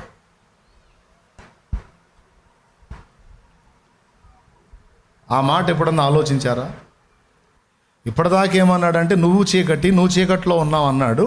ఇప్పుడు నీకు వెలుగు వచ్చిన తర్వాత, ఇప్పుడు నువ్వు వెలుగైపోయావు కదా, ఇప్పుడేమన్నాడు తెలుసా? జనములను చూడు, జనములను చీకటి కమ్ముచున్నది చూడు అన్నాడు. దేవుడు మనల్ని వాడుకోవాలనుకున్నప్పుడు సోదరా, కొన్నిటిని మనకు చూపిస్తాడు ఆయన. కొన్ని సన్నివేశాలని, కొన్ని సందర్భాలని మనకు తారసపడేటట్టు చేస్తాడు. చేసి అక్కడ మన బాధ్యతను, మనం నెరవేర్చవలసిన కార్యాన్ని మనకు బోధపరుస్తాడు. అలా మనల్ని సిద్ధపరిచేటప్పుడు దేవుడు కొన్నిటిని చూడమని మనకు పిలుపునిస్తాడు.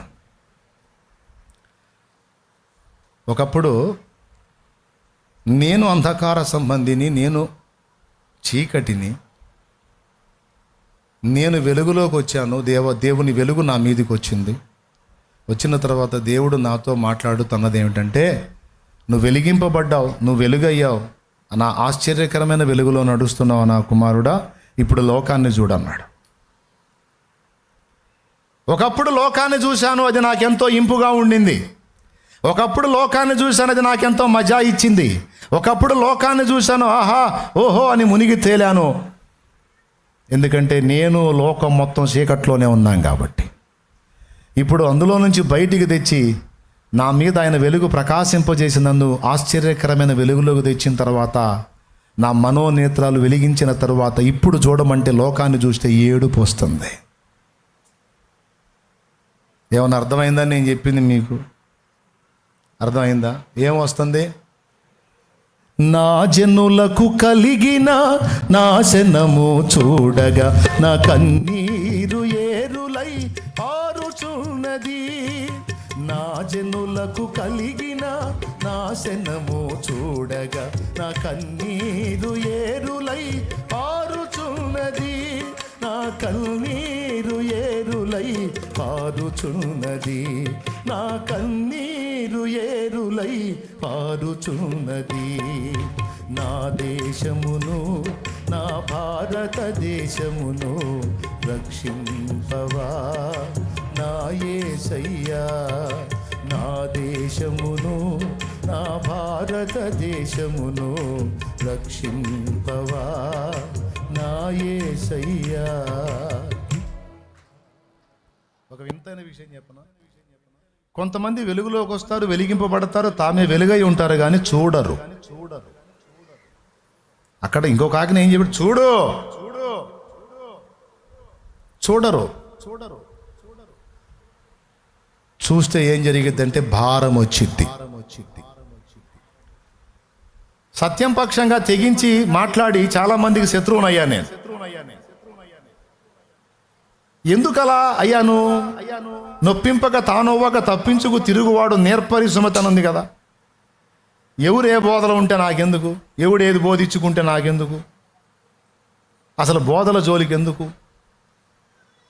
సిద్ధాంతాల జోలి ఎందుకు? ఒక ప్రశ్న. కానీ ఏం చేద్దాం, దేవుడు నాకు అది చూపించాడు. చూడు, ఏమి బోధింపబడుతుందో చూడు, ఏమి నేర్పింపబడుతుందో చూడు, ఏది ప్రజలను ప్రభావితం చేస్తుందో చూడు. దయ్యముల బోధ విస్తరిస్తుంది, సత్యమునకు భిన్నమైన బోధ వ్యాపిస్తుంది. దానికి అడ్డు తగలాలి. నాకేందో ఏడాడ తేడా బ్యాచ్ అంతా నా దగ్గరికే వచ్చేవాడు. దుర్బోధలో బాగా బుర్ర నిండా విషం ఎక్కించుకున్న సరుకుంటా చూసా, వాళ్ళు వెతుక్కుంటా వచ్చి నాతో తర్కం పెట్టుకునేవాడు. ఒక ఆయన వచ్చాడు, పెంతెకోస్తు పండుగ నాడు పరిశుద్ధాత్మ అభిషేకం వస్తే భాషలు మాట్లాడితే అందరికి అర్థమైంది. ఇప్పుడు లబదిబ కొట్టుకుంటారు. ఎవడికి అర్థమవుతుంది అసలు ఏంది ఈ భాష?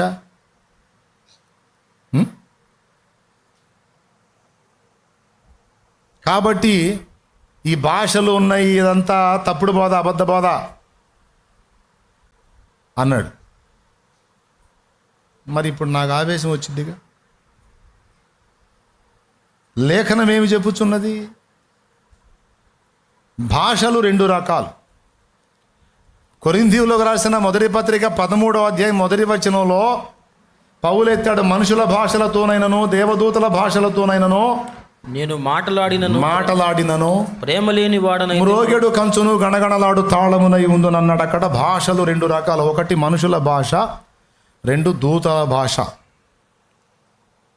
దూతల భాష అంటే దేవలోకంలో ఉండే భాష, దేవ భాష అనుకోండి. అందులోనే మళ్ళా పౌలు పత్రికలో విడగొట్టాడు భాషల్ని. మనుషుల భాష మనుషులకు అర్థమైద్ది, కానీ దేవ భాష, దూతల భాష మనుషులకు అర్థం కాదు అనేది ఆయనే చెప్పాడు. కొరింథీయులకు రాసిన మొదటి పత్రిక 12వ అధ్యాయము 7వ వచనంలో 9 కృపావరాల ప్రస్తావన తీసుకొస్తూ భాషలు మాట్లాడుటయు భాషలకు అర్థము చెప్పు శక్తియు అన్నాడు. పెంతెకోస్తు పండుగ నాడు భాషలు మాట్లాడినప్పుడు అక్కడున్న 14-15 రకాల ప్రాంతవాసులకు అర్థమైంది. అక్కడ భాషలకు అర్థం చెప్పే కృపావరం అవసరంలా, ఎందుకంటే అర్థం అయిద్ది కాబట్టి వరం అవసరంలా. కానీ ఇక్కడ 9 కృపావరాల్లో ఒకటేమో భాషలు మాట్లాడే వరం అయితే, 2 అర్థం చెప్పే వరం. అర్థం చెప్పే వరం ఎందుకు అవసరమైంది? భాష మాట్లాడితే అర్థం కాదు కాబట్టి. దేవునికి స్తోత్రం. అర్థమైందా? అర్థమైతే అర్థం చెప్పే వరం ఎందుకే? అయిపోయిందా? అదే 1 కొరింథీ పత్రిక 14వ అధ్యాయం మొదటి 2 వచనాలు చదివితే, భాషలతో మాట్లాడువాడు మనుషులతో కాదు దేవునితోనే మాట్లాడుచున్నాడు, మనుషుడెవ్వడును గ్రహింపడు గాని అన్నాడు. ఇప్పుడు చెప్పండి, మనుషుడెవడు గ్రహింపడు అంటే మనుషులకు అర్థం కాదని, కానీ అతడు దేవుని ఆత్మ మూలముగా మర్మములను పలుకుచున్నాడు అన్నాడు. మరి ఇప్పుడు ఈ వచనాలేమో నన్ను ప్రశ్నిస్తున్నాయి. వాడేమో ఒకటే వాదన, అప్పుడు అర్థమైనవి ఇప్పుడు ఎందుకు కావు అంటే ఈ దేవుడు భాష కాదు, ఏం కాదు, ఒట్టిదే, దయ్యాలు బట్టి గోలు చేస్తున్నారని ఒకడు, ఒట్టిదే పిచ్చి పిచ్చి కేకలన్నీ వెర్రిమొర్రి కేకలన్నీ వేస్తున్నారని ఇంకొకటి, ఇట్లా వచ్చినోడల్లా వాగుతుంటే ఈ సరుకంతా నా దగ్గరకు వస్తుంటే నాకు అర్థమైంది ఏంటంటే, చూడము, ఏం చూడము, బోధలు చూడము, వాటి బాధలు చూడము. మరి ఇప్పుడు నేనేమి చేయవలె? సత్యము చేతబట్టి ఖడ్గము జుళిపించాలి. మరి కొంతమందికి నచ్చనే ఏడిశారు. సత్యం నాకు తెలియాలని సత్యంలోనే నా ఆశయ్యా, సత్యం నాకు తెలియాలని సత్యంలోనే నడవాలని నా ఆశయ్యా, సర్వ సత్యంలోనికి నడుపుటకు పంపబడిన వాడా ఇప్పుడే దిగిరమ్మయ్యా, సర్వ సత్యంలోనికి నడుపుటకు పంపబడిన వాడా ఇప్పుడే దిగిరమ్మయ్యా. నాలో నీవు, నీలో నేను, నాలో నీవు, నీలో నేను కలిసి ఉండాలయ్యా, మనం కలిసి ఉండాలయ్యా. Praise the lord.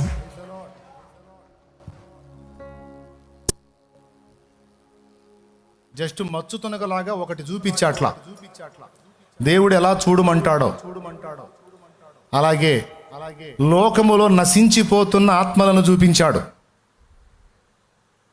ఏం చూపించాడు? నశించిపోతున్న ఆత్మలను చూపించాడు. అధోగతిలో ఉన్న సంఘములను చూపించాడు. దిగజారిపోతున్నటువంటి సంఘ విలువలను చూపించాడు. మూతపడుతున్న మందిరాలు చూపించాడు. నీకు కూడా చూపిస్తున్నాడు, నీకు చూపిస్తున్నాడు, నీకు చూపిస్తున్నాడు, నీకు చూపిస్తున్నాడు. ఎంతమంది దైవజనులు ఉన్నారో, ఎంతమంది విశ్వాస గణంలో సేవాసక్తి కలిగిన వాళ్ళు ఉన్నారో వాళ్ళందరికీ చూపిస్తున్నాడు దేవుడు. చూడండి, ప్రజల్ని చూడండి, సంఘాలు ఏమవుతున్నాయో చూడండి, సంఘాలు ఎలా వెలవెలబోతున్నాయో చూడండి, ఆత్మల్లో ఉజ్జీవం ఎలా చల్లారిపోయిందో చూడండి, అన్యజనులు ఎలాగోన కేకలు వేయుచున్నారో చూడండి, లోకాన్ని చీకటి ఎలా ఆవరించిందో చూడండి, మత ఉన్మాదం ఎంతగా పెట్టరేగిపోతుందో చూడండి.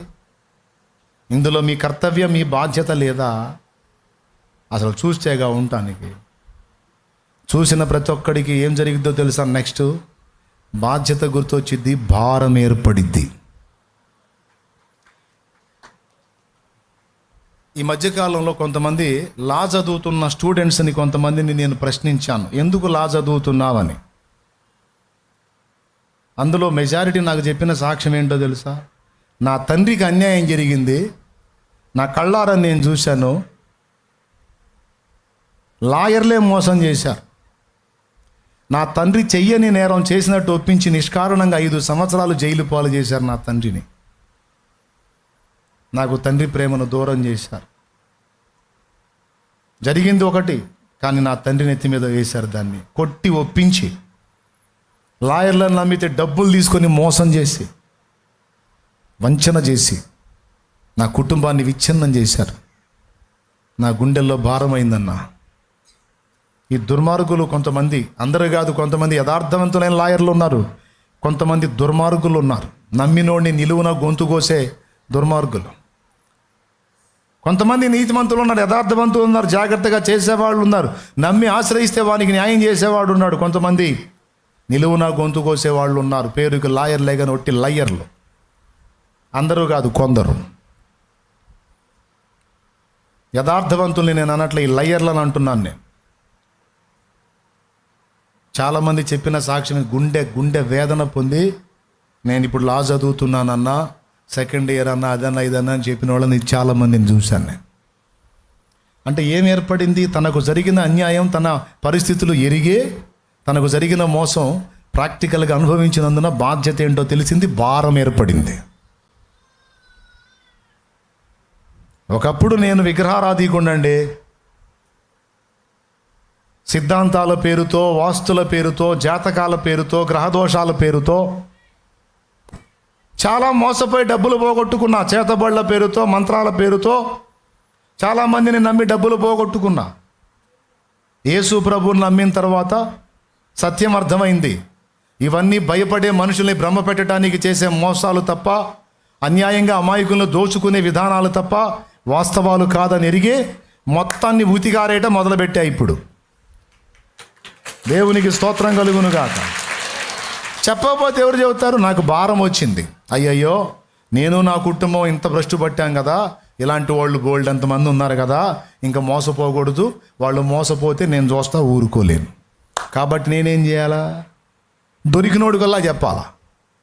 ఏమని చెప్పాలా? ఏవైతే ఇప్పుడు మంచి బిల్డింగులు అండి, చక్కని బిల్డింగులు కట్టుకొని నిలువున కూల్చేసుకున్నారండి.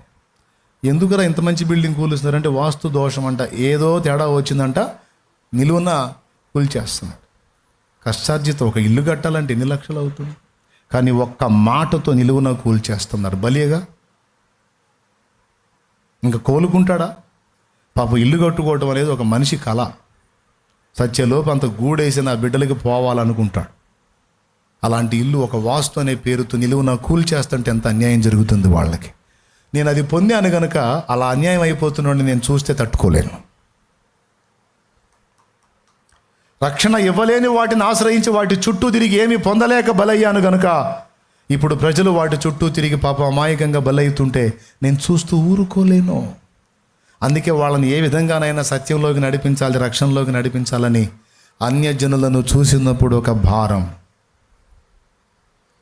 ఇదంతా నేను మీకెందుకు చెబుతున్నాను? నువ్వు కూడా చాలా చూస్తున్నావుగా. ఒకప్పుడు నువ్వు రక్షణ ఎరుగక నశించిపోయే స్థితిలో ఉంటే ఏ తల్లిలో వచ్చి నీకు సువార్త చెప్తే నువ్వు నమ్ముకున్నావుగా దేవుణ్ణి. మరి నీ చుట్టూ నశించిపోతున్న వాళ్ళు, నీ బంధువుల్లో, వీధుల్లో, నీ వాడలో, సమాజంలో చాలామంది నాశనం అవుతుంటే ఇంత భారం ఉంది అక్క నీకు? అన్నా ఎంత ఉందా? ఉంటే ఆగవన్నాయ్. నిన్ను ఆపటం ఎవడి వల్ల కాదు. లోపల భారము ఏర్పడితే బాధ్యత గుర్తొస్తుంది. ఈ రెండు జరగాలంటే ముందు సమాజాన్ని కరెక్ట్గా చూడాలి. ఎలా చూస్తే అర్థమైంది? నువ్వు చీకట్లో కూర్చుంటే కాదు, ఆ వెలుగు పొందుకొని చూడాలి. ఆయన వాగ్దానం ఇచ్చాడు, రా నీ మీద నా మహిమను ప్రకాశింపజేస్తున్నాను, చూడు ఇప్పుడు లోకాన్ని. అంటే లోకాన్ని చూస్తే ఆయనకు అర్థమైంది, జనములను చీకటి కమ్ముచున్నది. అయ్యో దేవా, జనములు చీకట్లో కూర్చున్నాయి, నశించిపోతున్నాయి ప్రభువా. మరి ఏమిటి పరిస్థితి అంటే ఆ కింది వచనాల్లో అంటున్నాడు ఏమనంటే, ఆయన మహిమ నీ మీద కనబడుచున్నది, నువ్వు నిలబడు, జనములు నీ వెలుగునకు వచ్చేటట్టు నేను చేస్తాను అంటున్నాడు ఆయన. అర్థమైందా? నువ్వు నిలబడు, జనములు నీ వెలుగుకు వచ్చేటట్టు నేను చేస్తా అంటున్నాడు. ఇప్పుడు సేవకుల దగ్గర నుంచి వద్దాం. 4 ప్రాంతాల్లో నువ్వు చేస్తున్నావు. సత్యలోపు 40 ప్రాంతాల్లో చేయొచ్చు. 40 మందిని తయారు చేసి వదలవచ్చు. కానీ జనములను చూడట్లేదుగా నువ్వు. జనములను ఏం గమ్ముచున్నదో, గ్రామాలను, పట్టణాలను, పల్లెలను ఏమి గమ్ముచున్నదో నువ్వు చూడట్లేదు కదా. అందువల్ల నువ్వు అరాకొరలో ఆగిపోయావు, నీ దగ్గర ఉన్నోళ్ళను కూడా సిద్ధపరచలేకపోయావు. అట్లా కాకుండా నువ్వు వాటిని గమనిస్తే నువ్వు అరాకొరలో ఆగిపోవు, నీ దగ్గర ఉన్న వాళ్ళని కూడా సిద్ధపరచక ఉండలేవు.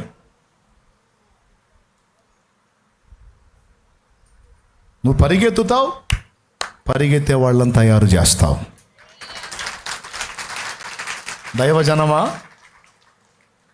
అది రూల్. 2-3 చోట్లేంది నీ సేవ? 2-3 చోట్లేంది నాన్న నీ సేవ?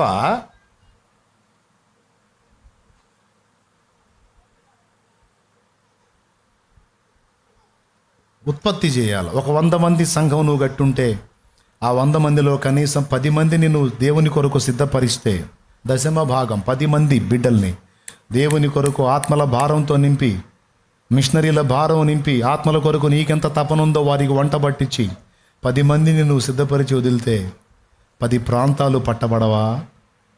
10 ప్రాంతాలు అంధకారంలో నుండి ఆశ్చర్యకరమైన వెలుగులోనికి రావా? నా సోదర సేవకులు ఇంకా అక్కడ కూర్చున్నారు, ఆడు కూర్చున్నారు, లైవ్లో వీక్షిస్తూ ఉంటారు. అందరికీ చెబుతున్నా, మళ్ళీ మీరు వాళ్ళకి వెళ్ళి చూడవాకండి దోషుల్లాగా. వాళ్ళు ఆల్రెడీ చేస్తున్నారు, కాస్త తిప్పలు పడుతున్నారు. దేవునికి స్తోత్రం. కర్తవ్యం చెప్తున్నాను నేను. వీళ్ళు కూడా దైవజనులే. వీళ్ళు దేవుని కృపను బట్టి నువ్వు ఎన్ని పరిచర్యలయ్యా అయ్యా ఇందులో చెప్పు. ఈయన పేరు చెప్పు. జాన్ రాజు పాస్టరా. 5 ప్రాంతాల్లో పరిచయం చేస్తున్నా. అదండి సంగతి. 5 ప్రాంతాల్లో తయారయ్యారా? నీ దగ్గర ఎవరన్నా? ఇద్దరు దైవజనులు తయారయ్యారు. 5 ప్రాంతాల్లో చేస్తున్నాడు. 2 ఏమో ఇద్దరు చూసుకుంటారు, 3 ఆయన నడుపుతున్నాడు ఒక సండే. అది ఎన్ని సంవత్సరాలే? 10 సంవత్సరాలు. 10 ఏళ్లలో ఒక 5 ప్రాంతాలు, ఒక 2 దైవజనులు. ఓకేనా? రైట్.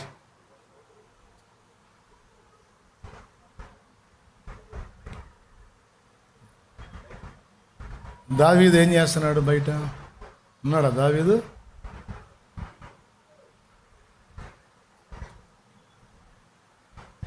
ఆయన చూద్దాం, ఆయన అడుగుతాం, ఆయన ఎన్ని జంటలు చేస్తున్నాడు. నీ దగ్గర ఎంతమంది లేచారా? 10 మంది సేవకులు. పెద్దగా చెప్పు. 10 మంది సేవకులు. నేను సువార్త చెప్పిన అన్యుడు ఇతను.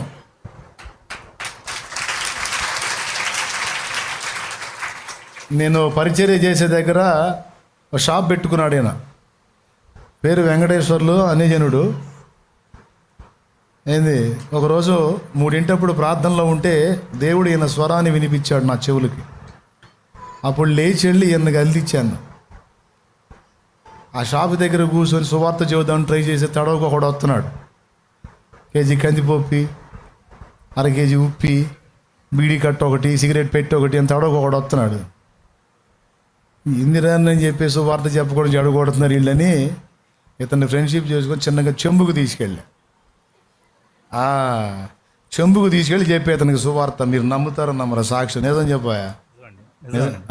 నిజమే పాస్టర్. అది ఆడకు తీసి చెంబుకి ఏం లేదు, ఆ వంకతో తీసుకెళ్ళి ఆడొక తాటి బొత్తుంటే దాని మీద కూర్చోబెట్టి యేసు ప్రభు ఎందుకు దేవుడు, ఏం సంగతి, మూలాలేంది, అసలు కథా కమామిషం మొత్తం చెప్పి ఫైనల్ చేస్తే ఈ ఆత్మ రక్షించబడింది. దేవునికి మహిమ కలుగును గాక. అలా దేవుని రక్షణ అనుభవంలోనికి వచ్చినటువంటి ఈ బిడ్డ 10 మంది దైవజనులను దేవుని కృపలో సిద్ధపరిచాడు. దైవజనులకు ఒక ఛాలెంజ్ నాయన, దైవజనులకు ఒక సవాల్. పెద్ద మినిస్ట్రీలు, బిల్డప్లు, పేరు గొప్పలు మనకొద్దు. నా తోటి సేవకులకు, నన్ను వెంబడించే సేవకులకు కూడా చెబుతున్నా, తండ్రి సన్నిధి అనే ఒక టైటిల్ని ఎక్స్పోజ్ చేయాలి, దాన్ని బాగా ధ్వజంలా ఎత్తాలనే రూల్ ఏం లేదు. తప్పుడు సాక్ష్యం లేకుండా, వాక్య విరుద్ధమైన బోధ చేయకుండా, దేవుని శక్తి కలిగి, సాక్ష్యం కలిగి నువ్వు సేవ చేస్తే నువ్వు ఏ బోర్డు పెట్టుకొని ఊరేగినా నాకు అవసరం లేదు. దేవునికి స్తోత్రం కలుగును గాక. ఇక్కడ ఈ బోర్డే ఎక్స్పోజ్ అవ్వాలని బోర్డులు పిచ్చి లేదు. ఎందుకంటే ఎవరు గ్యారెంటీ? ఏంది దిగా? ఇప్పుడు ఎన్ని ప్రాంతాలయా జరుగుతుంది? 8 ప్రాంతాలు. 8 ప్రాంతాలు. మరి 10 మంది ఏంది, 8 మంది ఏంది? 8 ప్రాంతాలు ఏంది? 8 ప్రాంతాల్లో సంఘాలు కట్టుబడ్డాయి. 2 తనకు సహకారులుగా ఉన్నారు. దేవునికి స్తోత్రం కలుగును గాక. అర్థమైందా? 10 ప్రాంతాలు ఉన్నాయి. 8 చూస్తాం అయితే వీళ్ళని పెట్టుకొని. సరిగా చెప్పు, మరి నాకు అర్థం కాల. 10 ప్రాంతాల్లో పరిచర్యలు ఏర్పడ్డాయి. 10 ప్రాంతాల్లో జరుగుతుందా? 10 సంఘాలు, 10 మంది దైవజనులు ఉన్నారు. 10 మంది 10 ప్రాంతాల్లో. ఈయన అప్పుడప్పుడు మొత్తం 8 ప్రాంతాలు విజిట్ చేయడానికి అవకాశం దొరుకుతుందంట. అది ఆయన చెప్పిన వివరణ. ఇదంతా ఎందుకు చెప్పారంటే ఎచ్చుల కోసం, బిల్డప్ కోసం, ఓవర్ యాక్షన్ కోసం కాదు. లోకమును చూడు, జనములను చీకటి కమ్ముచున్నది. నువ్వు అరాకొరా పరిచర్యల్లో ఆత్మీయ జడత్వంలో ఆగిపోవడానికి లేదు. నువ్వు విజృంభించాలి. ఒక పక్క కొంతమంది లేచి దేవుని సువార్తను అడ్డుకొని దేవుని పరిచర్యకు విఘాతాలు కల్పించి అన్ని కోణాలలో పోలీస్ ద్వారా, ఎంఆర్ఓ ద్వారా, ఆఖరికి సుప్రీంకోర్టులతో సహా అన్నిటినీ ప్రభావితం చేసి క్రీస్తు సువార్త వ్యాప్తిని ఎన్ని రకాలుగా అడ్డుకోవాలన్ని రకాలుగా అడ్డుకుని భారతదేశ ప్రజలు అంధకారంలోనే మగ్గిపోయేటట్టుగా చేస్తున్నారు. ఇదంతా చూస్తా కూడా గుండెలో భారం రావద్దా? ఒక అబద్ధాన్ని, అసత్యాన్ని నమ్మినోడు అంతగా దాన్ని నిలబెట్టడానికి పోరాడుతుంటే, సత్యాన్ని నమ్మినవాడు, సత్యం కోసం నిలబడినవాడు, సత్యాన్ని వ్యాపింపజేయవలసిన వాడు ఎందుకు నిద్రపోతున్నాడు? ఎందుకు ప్రశాంతంగా ఉంటున్నాడు? ఎందుకు అల్ప విజయాలతో తృప్తి చెందుతున్నాడు? ఏదో పావులా బేడ రాగానే ఆ మందిరాన్ని తిప్పించి మళ్ళీచి అడుదిప్పి ఇడిదిప్పి ఇడిదిప్పి అడుదిప్పి అడుదిప్పి ఇడిదిప్పి ఎందుకని 10 మందిని ఉత్పత్తి చేయాలా? ఎందుకని 10 దీపాలు వెలిగించాలా? ఎందుకని 10 ప్రాంతాలు పట్టుకోవాలా? ఇంకెంతకాలం? ఈరోజు దేవుడు ఒక వాగ్దానం మరియు వార్నింగ్ 2 ఇస్తున్నాడు.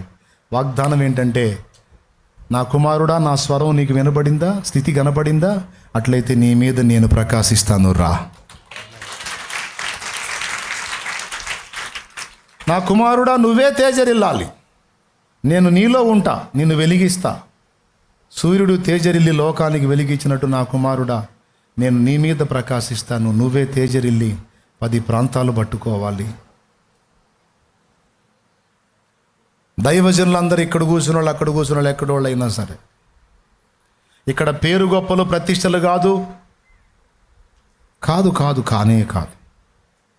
ఆత్మల రక్షణ కావాలి. నశించిపోతున్నారు. త్రాగుబోతులుగా, వ్యభిచారులుగా, వేశ్యలుగా, దొంగలుగా, నరహంతకులుగా, జోదలుగా, బెట్టింగుల్లో ఏమండి, ఆడోళ్ళు మగోళ్ళు తేడా లేదు. మందు తాగటానికి, బెట్టింగులు ఆడటానికి ఈరోజు అట్టయిపోయింది. సిగరెట్లు తాగేదానికి ఆడామగా తేడా లేదు. 10th చదివే పిల్లలు మందు తాగుతున్నారు. 7th చదివే పిల్లలు 7th చదివే పిల్లలు అంటే ఎంత పసిబిడ్డలండి, మందు తాగుతున్నారు, సిగరెట్లు తాగుతున్నారు. ఒక్కొక్క బిడ్డ వచ్చి మా స్కూల్లో ఇలా జరుగుతుందంటే మైండ్ పోతుంది. నీ పరిచర్యలో సండే స్కూళ్ళ విషయంలో ఎందుకు బాధ్యత కలిగి ఉండవు? నేటి బాలలే రేపటి పౌరులే.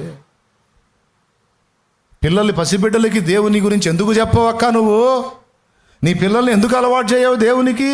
వేసవి సెలవులు వచ్చినాయి, వాడిని ఏం చేస్తున్నావు? దైవజనుడు, విశ్వాసులు అందరూ గమనించాలి. బిడ్డల్ని చేతబట్టాలి, బిడ్డల్ని మందిరానికి నడిపించుకోవాలి. బిడ్డల్ని ఈ క్షణం చిన్న వయసు నుంచే దేవుని కొరకు పెంచితే వారు పెరిగి పెద్దయి దేవుని పాత్రలు అవుతారు, సమాజాన్ని ప్రభావితం చేసే యోధులు అవుతారు, మనగాళ్ళు అవుతారు. ఇప్పుడు ఆడు బుడ్డోళ్లే, పిల్లోళ్లే అని వదిలిపెడితే నీ కళ్ళ ముందు తిరుగుతున్నాడు. నువ్వు కాపాడితేనేమో కలెక్టరు, నువ్వు వదిలేస్తేనేమో కంటకుడు. నువ్వు చేతబడితేనేమో దైవజనుడు, ఆత్మల రక్షకుడు. నువ్వు చేత పట్టకపోతే వాడొక దయ్యపు సంబంధి, ఆత్మల వినాశకుడు.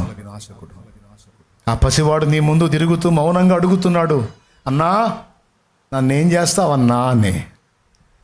నానా నన్నేం చేయాలనుకుంటున్నావు నానా అని వాడు అమాయకంగా చూస్తూ అడుగుతున్నాడు. అమ్మా నన్ను దైవజనుడిగా చేస్తావా, లేకపోతే దయ్యపు సంబంధిగా చేస్తావమ్మా అని ఏమీ తెలియని ఆ పసివాడు నీ ముందు దీనంగా నిలబడి, నీ చేతి శిల్పంలాగా నిలబడి చూస్తున్నాడు, శిలలాగా. నువ్వు నన్ను ఎటు చెక్కుతావమ్మా అని.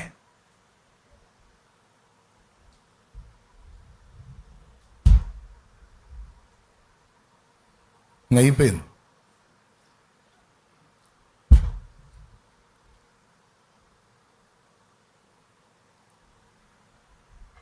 మూసేసా బైబిల్.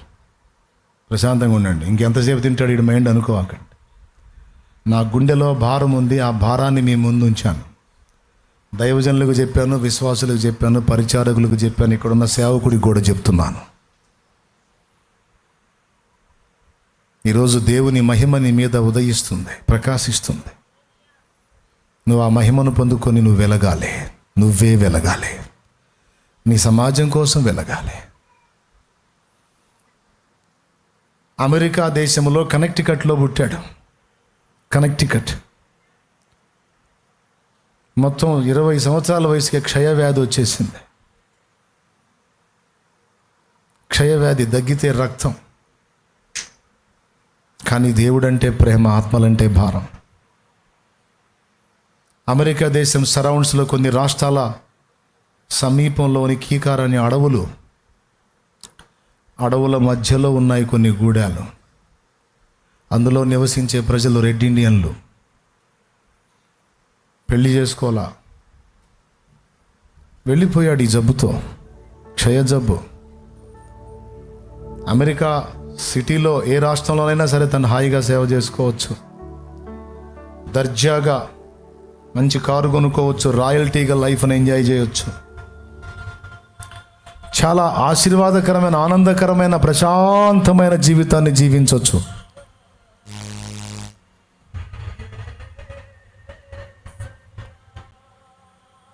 అలాంటి జీవితం వదిలేసుకొని అరణ్యం మధ్యలోకి వెళ్ళిపోయాడండి ఈ పుట్టెడు జబ్బుతో.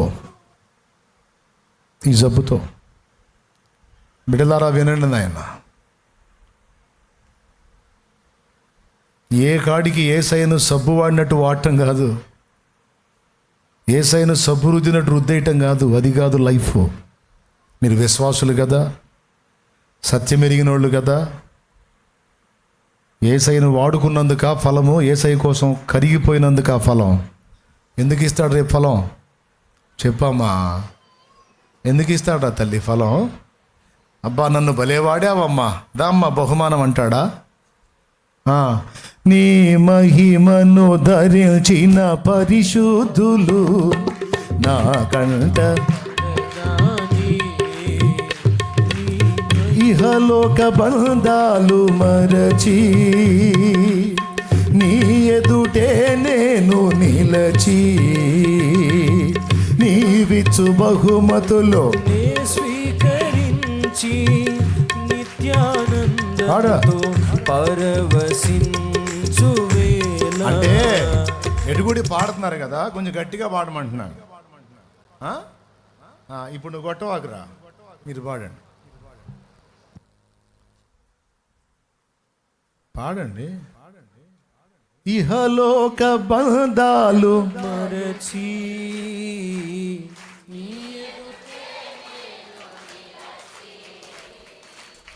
నీవిచ్చు బహుమతులు. ఆగాదు, ఏంది ఏంది ఎవరికి? నీకా? బహుమతులా? ఎవరిస్తున్నారు? ఏం పోటు పొడిచావని ఇస్తారు? బాగా సబ్బు రుద్దినట్టు రుద్దావని ఏసైనే. ఏం చేసావని రా ఎగిరెగిరి పాడుతున్నావు? నీవిచ్చు బుర్ర ఉండొద్దు పాడేటప్పుడు. ఆ పాట పాడినోడు కరిగిపోయాడు. ఈ ముద్ద నోటికి ఎత్తగలిగే ఓపిక ఉన్నదాకా నేను ఆయన ప్రకటిస్తానని పలికినోడు ఆ పాట పాడినోడు. ఆ పాట తీసుకొని పక్కింటోడు కూడా సువార్త చెప్పను. నువ్వు నీవిచ్చు బహుమతులు నే స్వీకరించి నిత్యానందముతో పరవశి. నువ్వు పాడవాకు, మర్యాద ఉండదు. నువ్వు ఆగురా, వీళ్ళు మళ్ళీ పాడబోతున్నారు అందుకని చెబుతున్నాను. దేవునికి స్తోత్రం. ఎవరు పాడాలి? అది నిజంగా బహుమతి పొందేది ఎవరు? ఏసైనా కరగదీసినోళ్ళు కాదు, నా తండ్రి కొరకు కరిగిపోయినోళ్ళు పాడాలి ఆ పాట.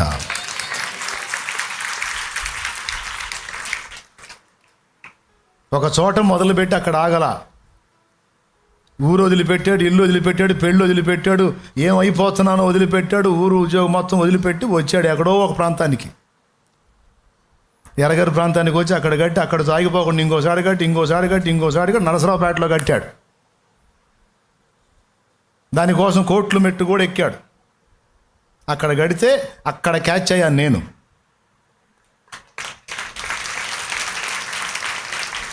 ఎక్కడో చోట అరాకొరని ఆగిపోలా. అల్ప విజయాలతో తృప్తి చెందలా, సచ్చిందాకా కడతానే ఉన్నాడు. చచ్చిపోయి కూడా కడతానే ఉన్నాడు.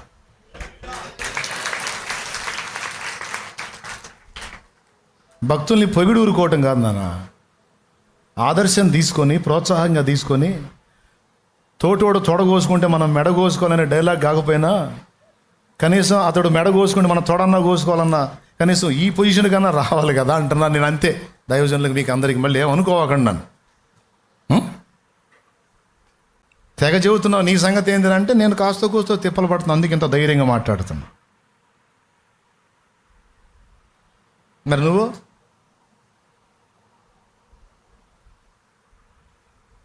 ఇరవై సంవత్సరాల ప్రాయంలో దేవుని కొరకు అప్పగించుకొని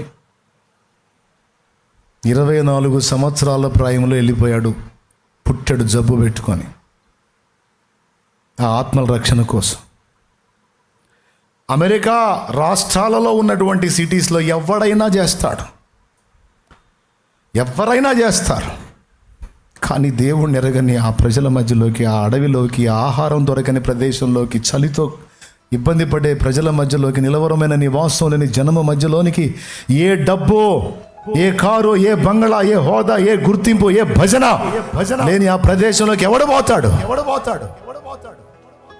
నేనే పోతా. నా ప్రభు బ్రతకనిస్తే బ్రతికి సువార్త ప్రకటిస్తా, లేకపోతే చచ్చిపోతా. అక్కడ చచ్చిపోతా, వాళ్ళ కోసమే చచ్చిపోతా. ఆ ప్రజల కోసం వెళ్తాను నేను. అన్ని అనువుగా ఉన్న ప్రదేశాల్లో అందరూ సేవ చేయొచ్చు, కానీ అది కఠినమైన స్థలం, అడిగి పోతాను నేను అని పోయాడు. అక్కడక్కడ అడవిలో పొలాలు ఎరకొచ్చుకొని తను ఉండేదానికి ఒక చిన్న గూడేసుకున్నాడు.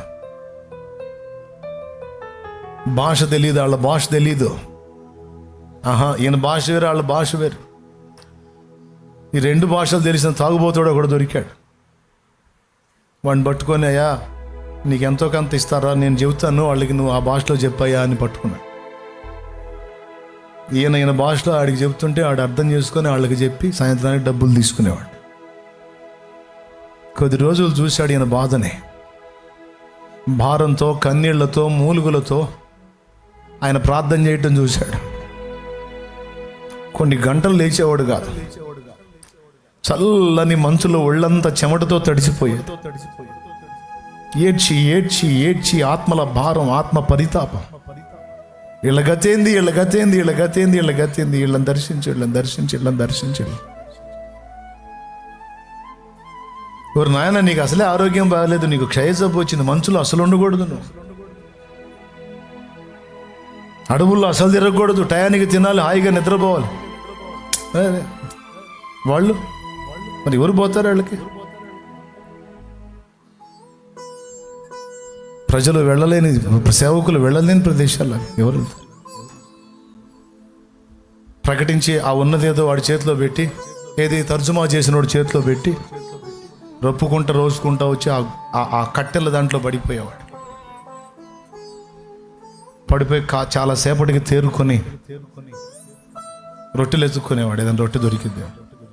రొట్టె తెచ్చుకోవాలంటే 15 మైళ్ళు పోవాలి ఆ గుర్రం మీద. 15 మైళ్ళు పోయి రొట్టె తెచ్చుకొని రొట్టెలో స్టాక్ పెట్టుకుంటే మరుసటి రోజు 2 రోజులకి 3 రోజులు బూజు వచ్చేది. తెచ్చుకున్న రోజు ఒక రొట్టె ఫ్రెష్గా, తర్వాత బూజే. ఆ బూజు దులుపుకొని ఆ రొట్టెనే తిని అక్కడే పడిపోయాడు. 5 సంవత్సరాలు బ్రతికాడు. 24 నుంచి 29 సంవత్సరాలు. ఏమిటా ఈ మనిషి, ఏమిటిన త్యాగం, ఏమిటిన భారం అని చూసి ఆ తర్జుమా చేసే తాగుబోతాడు మారాడు. మారి అయ్యా నువ్వు నాకు డబ్బులు అవసరం లేదు, నీ దగ్గర ఏం లేదు, నీ పరిస్థితి దుర్భరంగా ఉంది, దారుణంగా ఉంది, నేను చెబుతాలే, నువ్వు చెప్పు. భారంతో, కన్నీళ్లతో ఆత్మల కోసం ప్రలాపించేవాడు. ఏడ్చి ఏడ్చి ఏడ్చి ఏడ్చి చివరిలో ఒక్క మాట అన్నాడు, బిడ్డలారా, ఒక ఒకవేళ నాకు యేసయ్య 1000 ప్రాణాలు ఇస్తే ఆ 1000 ప్రాణాలు కూడా నేను ఆయన కోసమే పెడతాను. 1000 జీవితాలు ఇస్తే ఆ 1000 జీవితాలు నేను ఆయనకే ఖర్చు పెడతాను, నా ప్రాణప్రియుడి కోసం, నా ప్రభు కోసం. ఆయన ఎవరికై ప్రాణం పెట్టాడో, ఎవరి కోసం సిలువను ఎక్కాడో, ఆయన త్యాగం వృధా కాకూడదు, ఆయన సిలువ వ్యర్థం కాకూడదు. నేను నా బాధ్యత నెరవేర్చకపోతే నా తండ్రి కష్టం వృధా అయింది. నేను ఆ సిలువను చాటకపోతే, నేను ఆ సిలువను లోకానికి ప్రకటించకపోతే నా తండ్రి త్యాగం వృధా అయింది, ఆయన రక్తం వృధా అయింది, ఆయన సిలువ వ్యర్థం అయింది. అది జరగకూడదు. ఆయన త్యాగం చెబితే, ఆయన సిలువ చెబితే ఎంతో మంది నరకం నుంచి కాపాడబడతారు, విడుదల పొందుతారు. నా తండ్రి కష్టం వృధా కాకుండా నాకు 1000 జీవితాలు ఇస్తే, 1000 ప్రాణాలు ఇస్తే ఆ 1000 ఆయన కోసమే ఖర్చు పెడతానన్న మహనీయుడు డేవిడ్ బ్రైనార్డ్. 5 ఏళ్ళు చేసిందే. ఆయన ఉన్నంత వరకు కష్టాలే.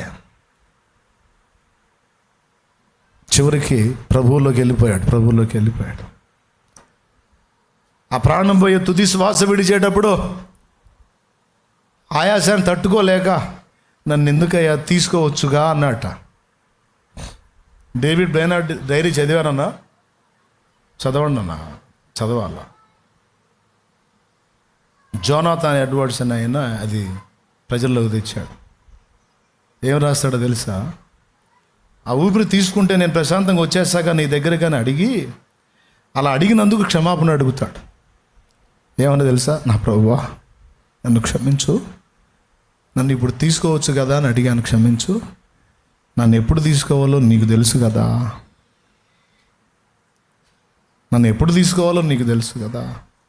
నన్ను ఇప్పుడే తీసుకోనన్నందుకు నన్ను క్షమించు అన్నాడు. నాయనా, ఎందుకు ఈ విషయాలు చెప్తున్నానంటే, నీ జనములను చీకటి కమ్ముచున్నది నాయన. నీ బాధ్యతను విస్మరిస్తే ఎట్లా? ఒక ఆర్డినరీ విశ్వాసులాగా ఎంతకాలం నువ్వు వెంబడిస్తావు? ఒక సాదా సీదా విశ్వాసురాల్లాగా నువ్వు ఎంతకాలం వెంబడిస్తావు? అర్థం కాలేదా నీకేసయ్యా? అర్థం కాలేదా రాకడ సమీపమైందని? నువ్వు తేజరిల్లకపోతే నీ బంధువుల పరిస్థితి ఏంది? నీ సమాజ పరిస్థితి ఏంది? నశించిపోతున్న ఆత్మల పరిస్థితి ఏంది? చూడు అంటున్నాడు ఆయన. చూడు జనాల పరిస్థితి చూడు. త్రాగుబోతులుగా ఉండి మారినోళ్ళు ఎంతమంది ఉన్నారో చేతులు ఎత్తండాయా ఇక్కడ? అంతే ఉంచండి, ఎత్తి ఒకసారి నిలబడండి నాన్న. మీరు సిగ్గుపడకండి నాన్న. ఒకప్పుడు నేను బాగా తాగానన్నా, ఇప్పుడు మార్చుకున్నాను దేవుడి కృపలో. నా ప్రభు రక్షణలో వచ్చేసానన్నా, నేను యేసయ్య రక్తంలో కడగబడ్డానన్నా అన్నాళ్ళ. ఒకసారి వాళ్ళకి వెళ్ళి చూడండి నాన్న. ఈరోజు వాళ్ళ జీవితాలు మారి కుటుంబాలను ఆశీర్వాదకరంగా నడిపించుకుంటున్నారు వాళ్ళు. దేని వల్లనో తెలుసా? ఆ యేసయ్య ప్రేమ వాళ్ళకి అందటం వల్ల. అద్భుతాలు, ఆశ్చర్యాలు, సూచక్రియలో, మహత్కార్యాలో కాదు మార్చింది, ఆయన ప్రేమ మార్చింది గుండెల్ని. వాస్తవంగా వాళ్ళు మారటం అసంభవం, కానీ దేవుని ప్రేమ వారిని కదిలించడానికి ఆ ప్రేమని ఎవరో ఒకళ్ళు మీకు ప్రకటిస్తేనేగా మీ దాకా వచ్చింది. ఒకవేళ యేసయ్యను నమ్ముకోకపోతే మీ జీవితం ఎలా ఉంటుందన్నా? మీరు చెప్పండి నాకు. ఈ పాటికి బతికుండేవాళ్ళు అసలు, కుటుంబాలు నాశనం. కానీ ఈరోజు సమాజంలో నువ్వు వస్తున్నా పోతున్నా వందనాలనే పరిస్థితి ఉంది. ఒక బలహీనుడైన మనుషుణ్ణి ఒక మహనీయునిగా మార్చేసింది యేసయ్య సువార్త. మరి బాధ్యతగా ప్రకటించే వాళ్ళు ప్రకటించకపోతే వాళ్ళ గతి ఏంటి? ప్రతి విశ్వాసి బాధ్యత తీసుకుని, నేను ప్రకటించే సువార్త శక్తి గలది, వ్యర్థం కాదని ఎదిగి ప్రకటించాలి. థ్యాంక్స్ నాన్న, కూర్చోండి. అయిపోయింది, ముగిస్తున్నా లేయా. మనుషుల సైకాలజీ తెలుసు నాకు, ఎక్కువ విసిగిచ్చాను నేను. ఎక్కువైందనుకో డోసు, ఇంకో టైపులో ఆలోచిస్తారు. అంత సీన్ ఇవ్వను ఎవరికి.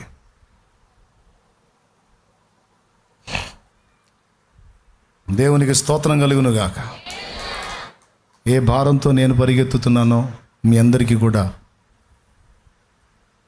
నన్ను ప్రేమించి వెంబడిస్తున్నటువంటి విశ్వాసులకి, సేవకులకి, పరిచారకులకి అందరికీ, స్థానిక దైవజనుడికి కూడా చెప్తున్నాను, దయచేసి గుర్తుపెట్టుకొని సాక్ష్యాన్ని జాగ్రత్తగా కాపాడుకొని ప్రార్థనా జీవితాన్ని జాగ్రత్తగా నిలబెట్టుకొని ఒక చోట చేసేవాడు ఇంకా అనేక చోట్లకు దేవుని పని వ్యాపింపచేయాలి.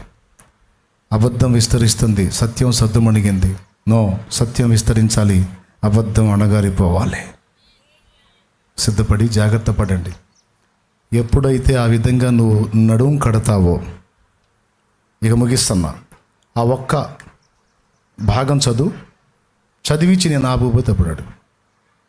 ఎప్పుడైతే ఈ కార్యానికి నువ్వు నడుం కడతావో, ఇక ఆ కింద వాగ్దానం అంతా నీదే. అది యెషయా గ్రంథం 60. చదువు ఒక్కసారి. నీకు వెలుగు వచ్చి ఉన్నది, లెమ్ము తేజరిల్లుము, యెహోవా మహిమ నీ మీద ఉదయించెను. చూడుము, భూమిని చీకటి కమ్ముచున్నది, కటిక చీకటి జనములను కమ్ముచున్నది. యెహోవా నీ మీద ఉదయించుచున్నాడు, ఆయన మహిమ నీ మీద కనబడుచున్నది. ఎస్, ఆయన కోసం నువ్వు నిలబడితే, ఆయన మహిమను నువ్వు కనపరిస్తే, ఆయన కోసం నువ్వు తేజరిల్లితే, నువ్వు చదువు ఉందా లేదా విశ్వాసి, నువ్వు ఆడపిల్లవా మగబిడ్డవా కాదు, నువ్వు దేవుని పరిశుద్ధాత్మ కలిగిన వాడివి, పరిశుద్ధాత్మను కలిగిన దానివి. ఆయన మహిమ నీ మీద ఉంది. ఆయన మహిమ నీ మీద ఉండి నువ్వు ప్రకాశించటానికి ఇష్టపడితే, జనములను కమ్ముచున్న చీకటిని వెళ్ళగొట్టడానికి నువ్వు ఇష్టపడితే, ఇక కింద వాగ్దానాలన్నీ నీవే. చూడు, జనములు నీ వెలుగునకు వచ్చెదరు, అద్దుగో, రాజులు నీ నువ్వు సిద్ధపడితే నీకు నేను అందుబాటులోకి తెస్తాను జనములను అన్నాడు. రాజులు నీ ఉదయకాంతికి వచ్చెదరు. రాజులు నీ ఉదయకాంతికి వస్తారు. కన్నులెత్తి చుట్టూ చూడుము, వీరందరూ కూడుకొని నీ యొద్దకు వచ్చుచున్నారు. నీ కుమారులు దూరము నుండి వచ్చుచున్నారు, నీ కుమార్తెలు చంకనెత్తబడి వచ్చుచున్నారు. నీవు చూచి ప్రకాశింతువు. ఇదేంది, నీ కుమారులు నీ కుమార్తెలు నీ చంకలో ఉండాలి కదా, అది ఆడికి పేరోళ్ళు. ఆనాడు ఇశ్రాయేలీలు చెదిరిపోయారు, వాళ్ళని గురించి అన్నట్టుంది. అది మనకు ఎలా అన్వయించుకోవచ్చు అంటే, నేను చిలకలూరుపేటలో ఉన్నాను, ఎర్రగొండపాలెం నుంచి బిడ్డలు వచ్చారు. అర్థమైందా? ఎక్కడి నుంచి వచ్చారు? దూరము నుండి వచ్చారు కుమారులు కుమార్తెలు, వచ్చి ఉపదేశమైన రక్షణ పొందారు. చదువు నాన్న, నీ దగ్గరికి రప్పిస్తానన్నాడు. నీవు చూచి ప్రకాశింతువు, నీ గుండె కొట్టుకొనొచ్చు ఉప్పొంగును, సముద్ర వ్యాపారము నీ వైపు త్రిప్పబడును. గద్దుకో, నీ కోసం వ్యాపారాలు నీ తట్టు తిప్పుతానంటే, వ్యాపారం ద్వారా ఏమొస్తుంది? అది కూడా కిందకి చదువు. జనముల ఐశ్వర్యము నీ యొద్దకు వచ్చును. అద్దుగో, ఒంటెల సమూహం. నువ్వు నిలబడు నానా సీన్లో, నేను చెప్పిన ప్రకారం నువ్వు నిలబడి తేజరిలు నానా, డబ్బు అనేది తెచ్చి నీ కాళ్ళ దగ్గర పడేస్తాను. అది వచ్చి నీ పాదాలకు మొక్కిద్ది రప్పించోడా. దాని వెంట నువ్వు పరిగెత్తేది నిద్రమోహమా? నేను చెప్పినట్టు నువ్వు నిలబడి రప్పించోడా, నీ కాళ్ళ దగ్గరకు తెస్తా, ఏదైనా తెస్తా. అసలు దాన్ని లెక్క చేయవాక నేను చెప్పినట్టు నువ్వు ప్రకాశించు. జనములను కమ్ముచున్న చీకటి నుంచి జనములను బయటికి తీసుకొని రా. అయిపోయిందా? ఇన్నున్నాయి. ఒంటెల సమూహము మిద్యాను, ఎయిఫాల లేత ఒంటెలను నీ దేశము మీద వ్యాపించును. వారందరూ షేబా నుండి వచ్చెదరు, బంగారమును ధూపద్రవ్యమును తీసుకుని వచ్చెదరు, యెహోవా స్తోత్రములను ప్రకటించెదరు. నీ కొరకు కేదారు గొర్రె మందలన్నీ కూడుకొనును. అబ్బాబాబాబా, ఎన్ని వాగ్దానాలయ్యా! చదివితే తెల్లారిద్దే, ఇంటికి పోయి చదువుకో. ఇవన్నీ నీకు ఇవ్వడానికి దేవుడు సిద్ధం. అయితే నువ్వు సీన్లో నిలబడాలి.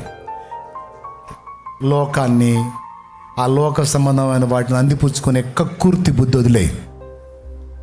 ఆఫ్టర్ ఆల్ ఈరోజు నువ్వు పరిగెత్తుతున్నది ఆఫ్టర్ ఆల్ నా దేవుడు రేపు నీకు ఇవ్వబోతున్న కార్యాలు చూస్తే మైండ్ బ్లోయింగ్ నీకు. Yeah yeah yeah yeah yeah yeah చూస్తావు. నేను ఈరోజు పలుకుతున్న మాట త్వరలోనే నీ జీవితంలో నెరవేరటం చూస్తావు. 1000 కోసం పరితపిస్తున్నావు, వేల రూపాయలు ఇతరులకు ఇచ్చే శక్తి నా దేవుడు నీకు ఇస్తాడు. చేస్తాడు, ఏ కార్యమైనా చేస్తాడు నీ కోసం. నువ్వు నిలబడాలా, దమ్ము చేసి, ధైర్యం చేసి రా, మోకాళ్ళ మీదికి రా. దైవజనమా, విశ్వాస గణమా, పరిచారక గణమా, మోకాళ్ళే. చేయి, ప్రార్థన చేయి. తండ్రి, ఈరోజు నాతో ముక్కుసూటిగా మాట్లాడావు, సిగ్గు కలిగింది నా భక్తుల అనుభవాలు విని గుండె జారిపోయింది ప్రభువా. క్షమించు, క్షమించు, క్షమించు, క్షమించు. ఎవరు చేయలేని కార్యాలు చేయాలి, ఎవరు వెళ్ళని స్థలాలకు వెళ్ళాలి. నాయన నీ కొరకు పరుగులెత్తే కృప దయచే, నీ కొరకు వాడబడే కృప దయచే. నీ కోసం ఏమీ చేయకుండా బహుమానం బహుమానం అని పాటలు పాడితే అది ఒట్టిదేగా తండ్రి. చేసిన సాక్ష్యం ఉండలోడు పాడితే అర్థం ఉంది, కానీ ఏమీ చేయకుండా ఏం దయ. ఈరోజు ఇంతమందిగా అనేక మంది ప్రజలు నీరగొట్టి పిలిచి వెరగొండ పాలెంలో పట్టజాలనంతగా ఆత్మల్ని సమకూర్చావు. నీకు స్తోత్రములు, స్తోత్రములు, స్తోత్రములు. ఈరోజు ఈ బిడ్డలందరి మీద నీ మహిమ ప్రకాశించాలి. దైవజనుల మీద, విశ్వాసుల మీద, బిడ్డలందరి మీద నీ మహిమ మహిమ మహిమ మహిమ మహిమ ప్రకాశించాలి. సత్య సంబంధమైన ప్రతి సంఘము మీద నీ మహిమ ప్రకాశించాలి. సత్య సంబంధమైన ప్రతి దైవజనుడి మీద నీ మహిమ ప్రకాశించాలి. ఏ చీకటి వారిని ఆవరించినది వదిలిపోవాలి యేసునామములో. అంధకారం నుండి విడుదల, విడుదల, విడుదల, విడుదల. స్తోత్రం. హృదయంలో చైతన్యం, ఆత్మల కొరకైన భారం, చీకట్లో ఉన్న ప్రజల్ని బయటికి తేవాలన్న తపన మాకు ఏర్పడినట్లు మాకు చూపించు నాయన. పరిస్థితులు చూపించు, చూపించు నాయన. మా సేవకులకు చూపించు, విశ్వాసులకు చూపించు. అయ్యా ఎవరు కూడా ఫలించని చెట్టు వలె ఉండకూడదు ప్రభువా. ఫలించడి ద్రాక్షవల్లి వలె ఉండాలి ప్రభువా. ప్రతి ఒక్కరూ కూడా ఇతరులకు ప్రకటించాలి ప్రభువా. ఆత్మల్ని రక్షించాలి ప్రభువా. ఇంకా కొంతమంది అయితే తామే ఇంకా బాప్తిస్మం పొందలా, తామే ఇంకా నరకాంశలో ఉన్నారు. వాళ్లే రక్షణ పొందిన వాళ్ళు ఇంకా ఎదుటి వాళ్ళని ఏం రక్షిస్తారు? దేవా, కృపజూపు, కనికరించు, సహాయం వచ్చే. ఆత్మలను రక్షించు, జీవితాలను వెలుగుమయం చేయ నాయన. దైవజనుల సంఘాలు ఇక వ్యాపించాలి ప్రభువా. ప్రతి దైవజనుడి దగ్గర శిష్యులు తయారు కావాలి. వాళ్ళు అనేక ప్రాంతాలకు పంపబడాలి. వారు వెళ్ళిన ప్రాంతాలన్నిట ఉద్యమం రావాలి. ఆంధ్ర రాష్ట్రము, ఇతర రాష్ట్రాలు, భారతదేశము సువార్తతో నింపబడాలి. సంఘములు దేశవ్యాప్తంగా కట్టబడాలి. పరిచర్యలు వ్యాపించాలి. విస్తారమైన ఆత్మల రక్షణ జరగాలి. అంధకారములో నుండి, అజ్ఞానంలో నుండి, మోసంలోంచి, పాపంలోంచి ప్రజలు బయటికి రావాలి. మమ్మల్ని, మా బిడ్డలందరినీ కూడా వెలుగు వలె ప్రకాశింపచ్చి చీకటి దూరపరచు. ఎప్పుడైతే నువ్వు చెప్పినట్టు మేము నిలబడతామో అప్పుడు సమస్తాన్ని మాకు ఇస్తానని మాట ఇచ్చావు. నువ్వు వెతుకుతున్నవన్నీ నీ కాళ్ళ దగ్గరకు వస్తాయని మాట్లాడావు. కర్తవ్యాన్ని బోధించినందుకు థ్యాంక్స్ చెప్తాం. యేసు నామములో నేను మహిమపరచుకుంటున్నాం తండ్రి. ఆమేన్, ఆమేన్.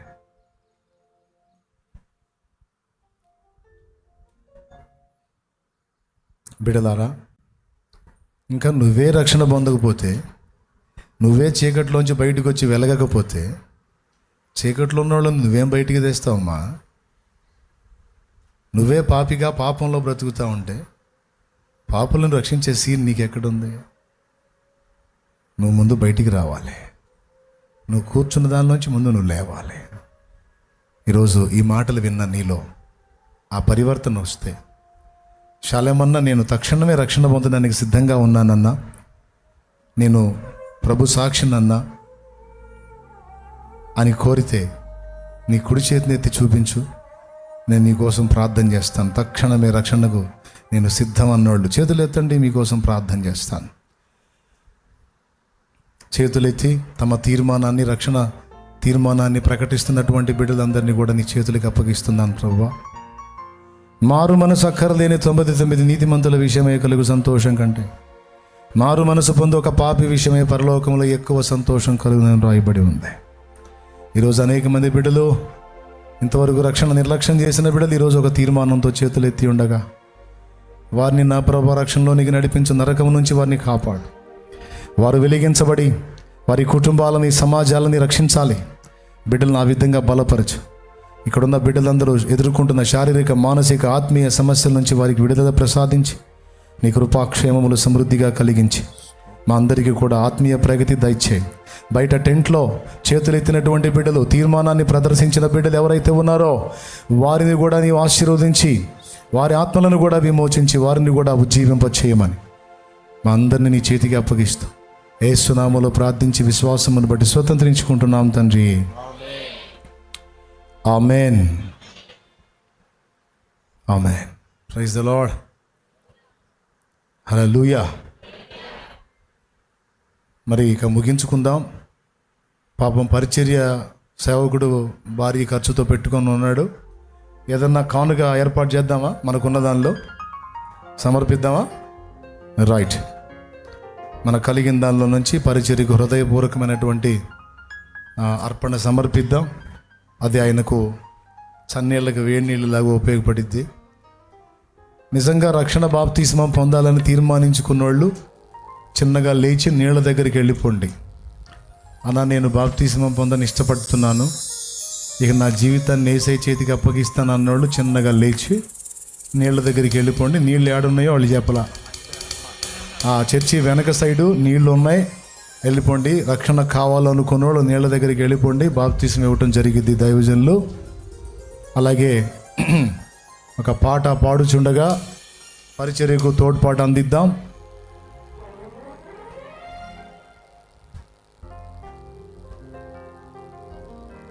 పాడేదా? వాళ్ళకి ఇచ్చేదా? అన్నవాళ్ళకి ఇచ్చేదా? నేనే పాడేదా? చెప్పిన మాటలు పోగొడతారా? హృదయంలో తీసుకున్నారా? నిజమేనా? ఓ, దేవుని కొరకు బ్రతుకుపో, దేవుని కొరకు నిలబడిపో. ఈసారి మళ్ళీ నేను అడిగినప్పుడు కొన్ని ఆత్మలైనా నేను రక్షించానని చెప్పాలా, నువ్వు కొన్ని జీవితాలైనా నేను రక్షించానన్నా అని చెప్పాలా. ఓకేనా? రైట్. చెప్పండి, ఏ పాట పాడమంటారు చెప్పండి. ఒక్కటే పాట. అది సూపర్, పాడతా. కొత్త పాట.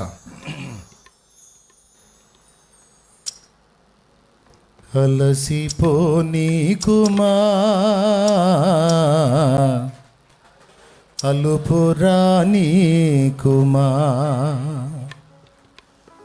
యేసయ్యా యేసయ్యా నీ దివ్య సేవలో నీ దీన పాత్రను. బైబిల్లో కానుక దీన మనీ దీనాన్న నా దగ్గర కూడా అండమ్మా. అలసిపోనీకుమా అలుపురానీకుమా అలసిపోనీకుమా అలుపురానీకుమా యేసయ్యా యేసయ్యా నీ దివ్య సేవలో నీ దీన పాత్రను నీ దివ్య సేవలో నీ దీన పాత్రను అలసిపోనీకుమా అలుపురానీకుమా.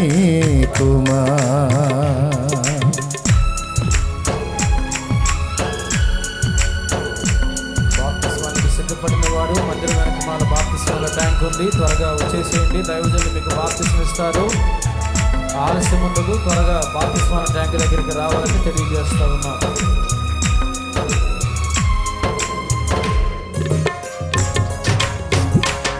మీరు పెందలాడు వచ్చారు, పెందలాడిపోయి 12:30.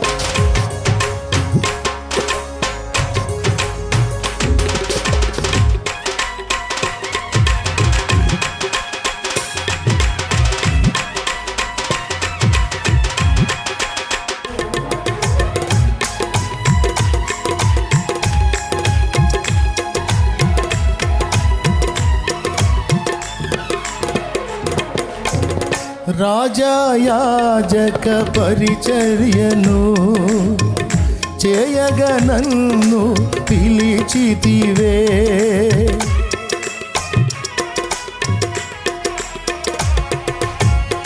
రాజయాజక పరిచర్యను చేయగా నన్ను పిలిచితివే. కృంగిన వేళలో ధైర్యమునే నిలిపినావా.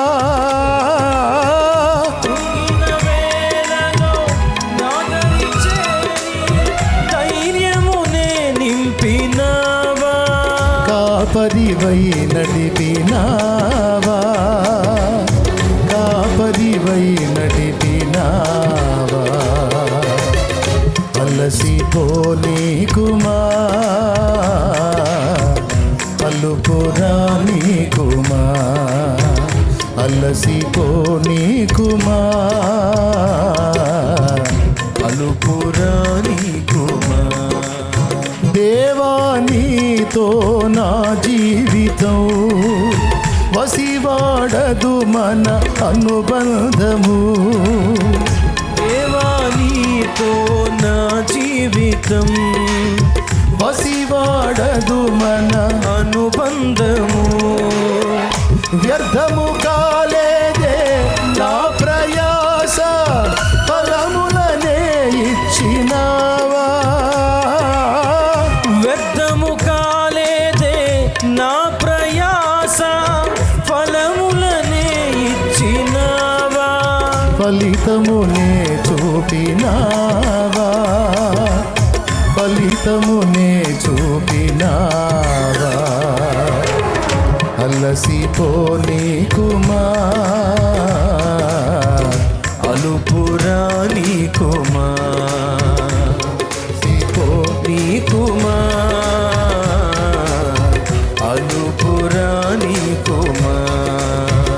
అంధకారులే నాకెదురుగా నిలిచి దాడి చేసినను, అంధకారులే నాకెదురుగా నిలిచి దాడి చేసినను. వెన్ను చూపక ముందుకు సాగే బలమునే ఇచ్చినావా. వెన్ను చూపక ముందుకు సాగే బలమునే ఇచ్చినావా. బాహువునే చాపినావా, నీ బాహువునే చాపినావా. అలసిపోనీకుమా, అలుపురానీకుమా. యేసయ్యా, యేసయ్యా, నీ దివ్య సేవలో నీ దీన పాత్రను, నీ దివ్య సేవలో నీ దీన పాత్రను. అలసిపోనీకుమా, అలుపురానీకుమా, అలసిపోనీకుమా, అలుపురానీకుమా.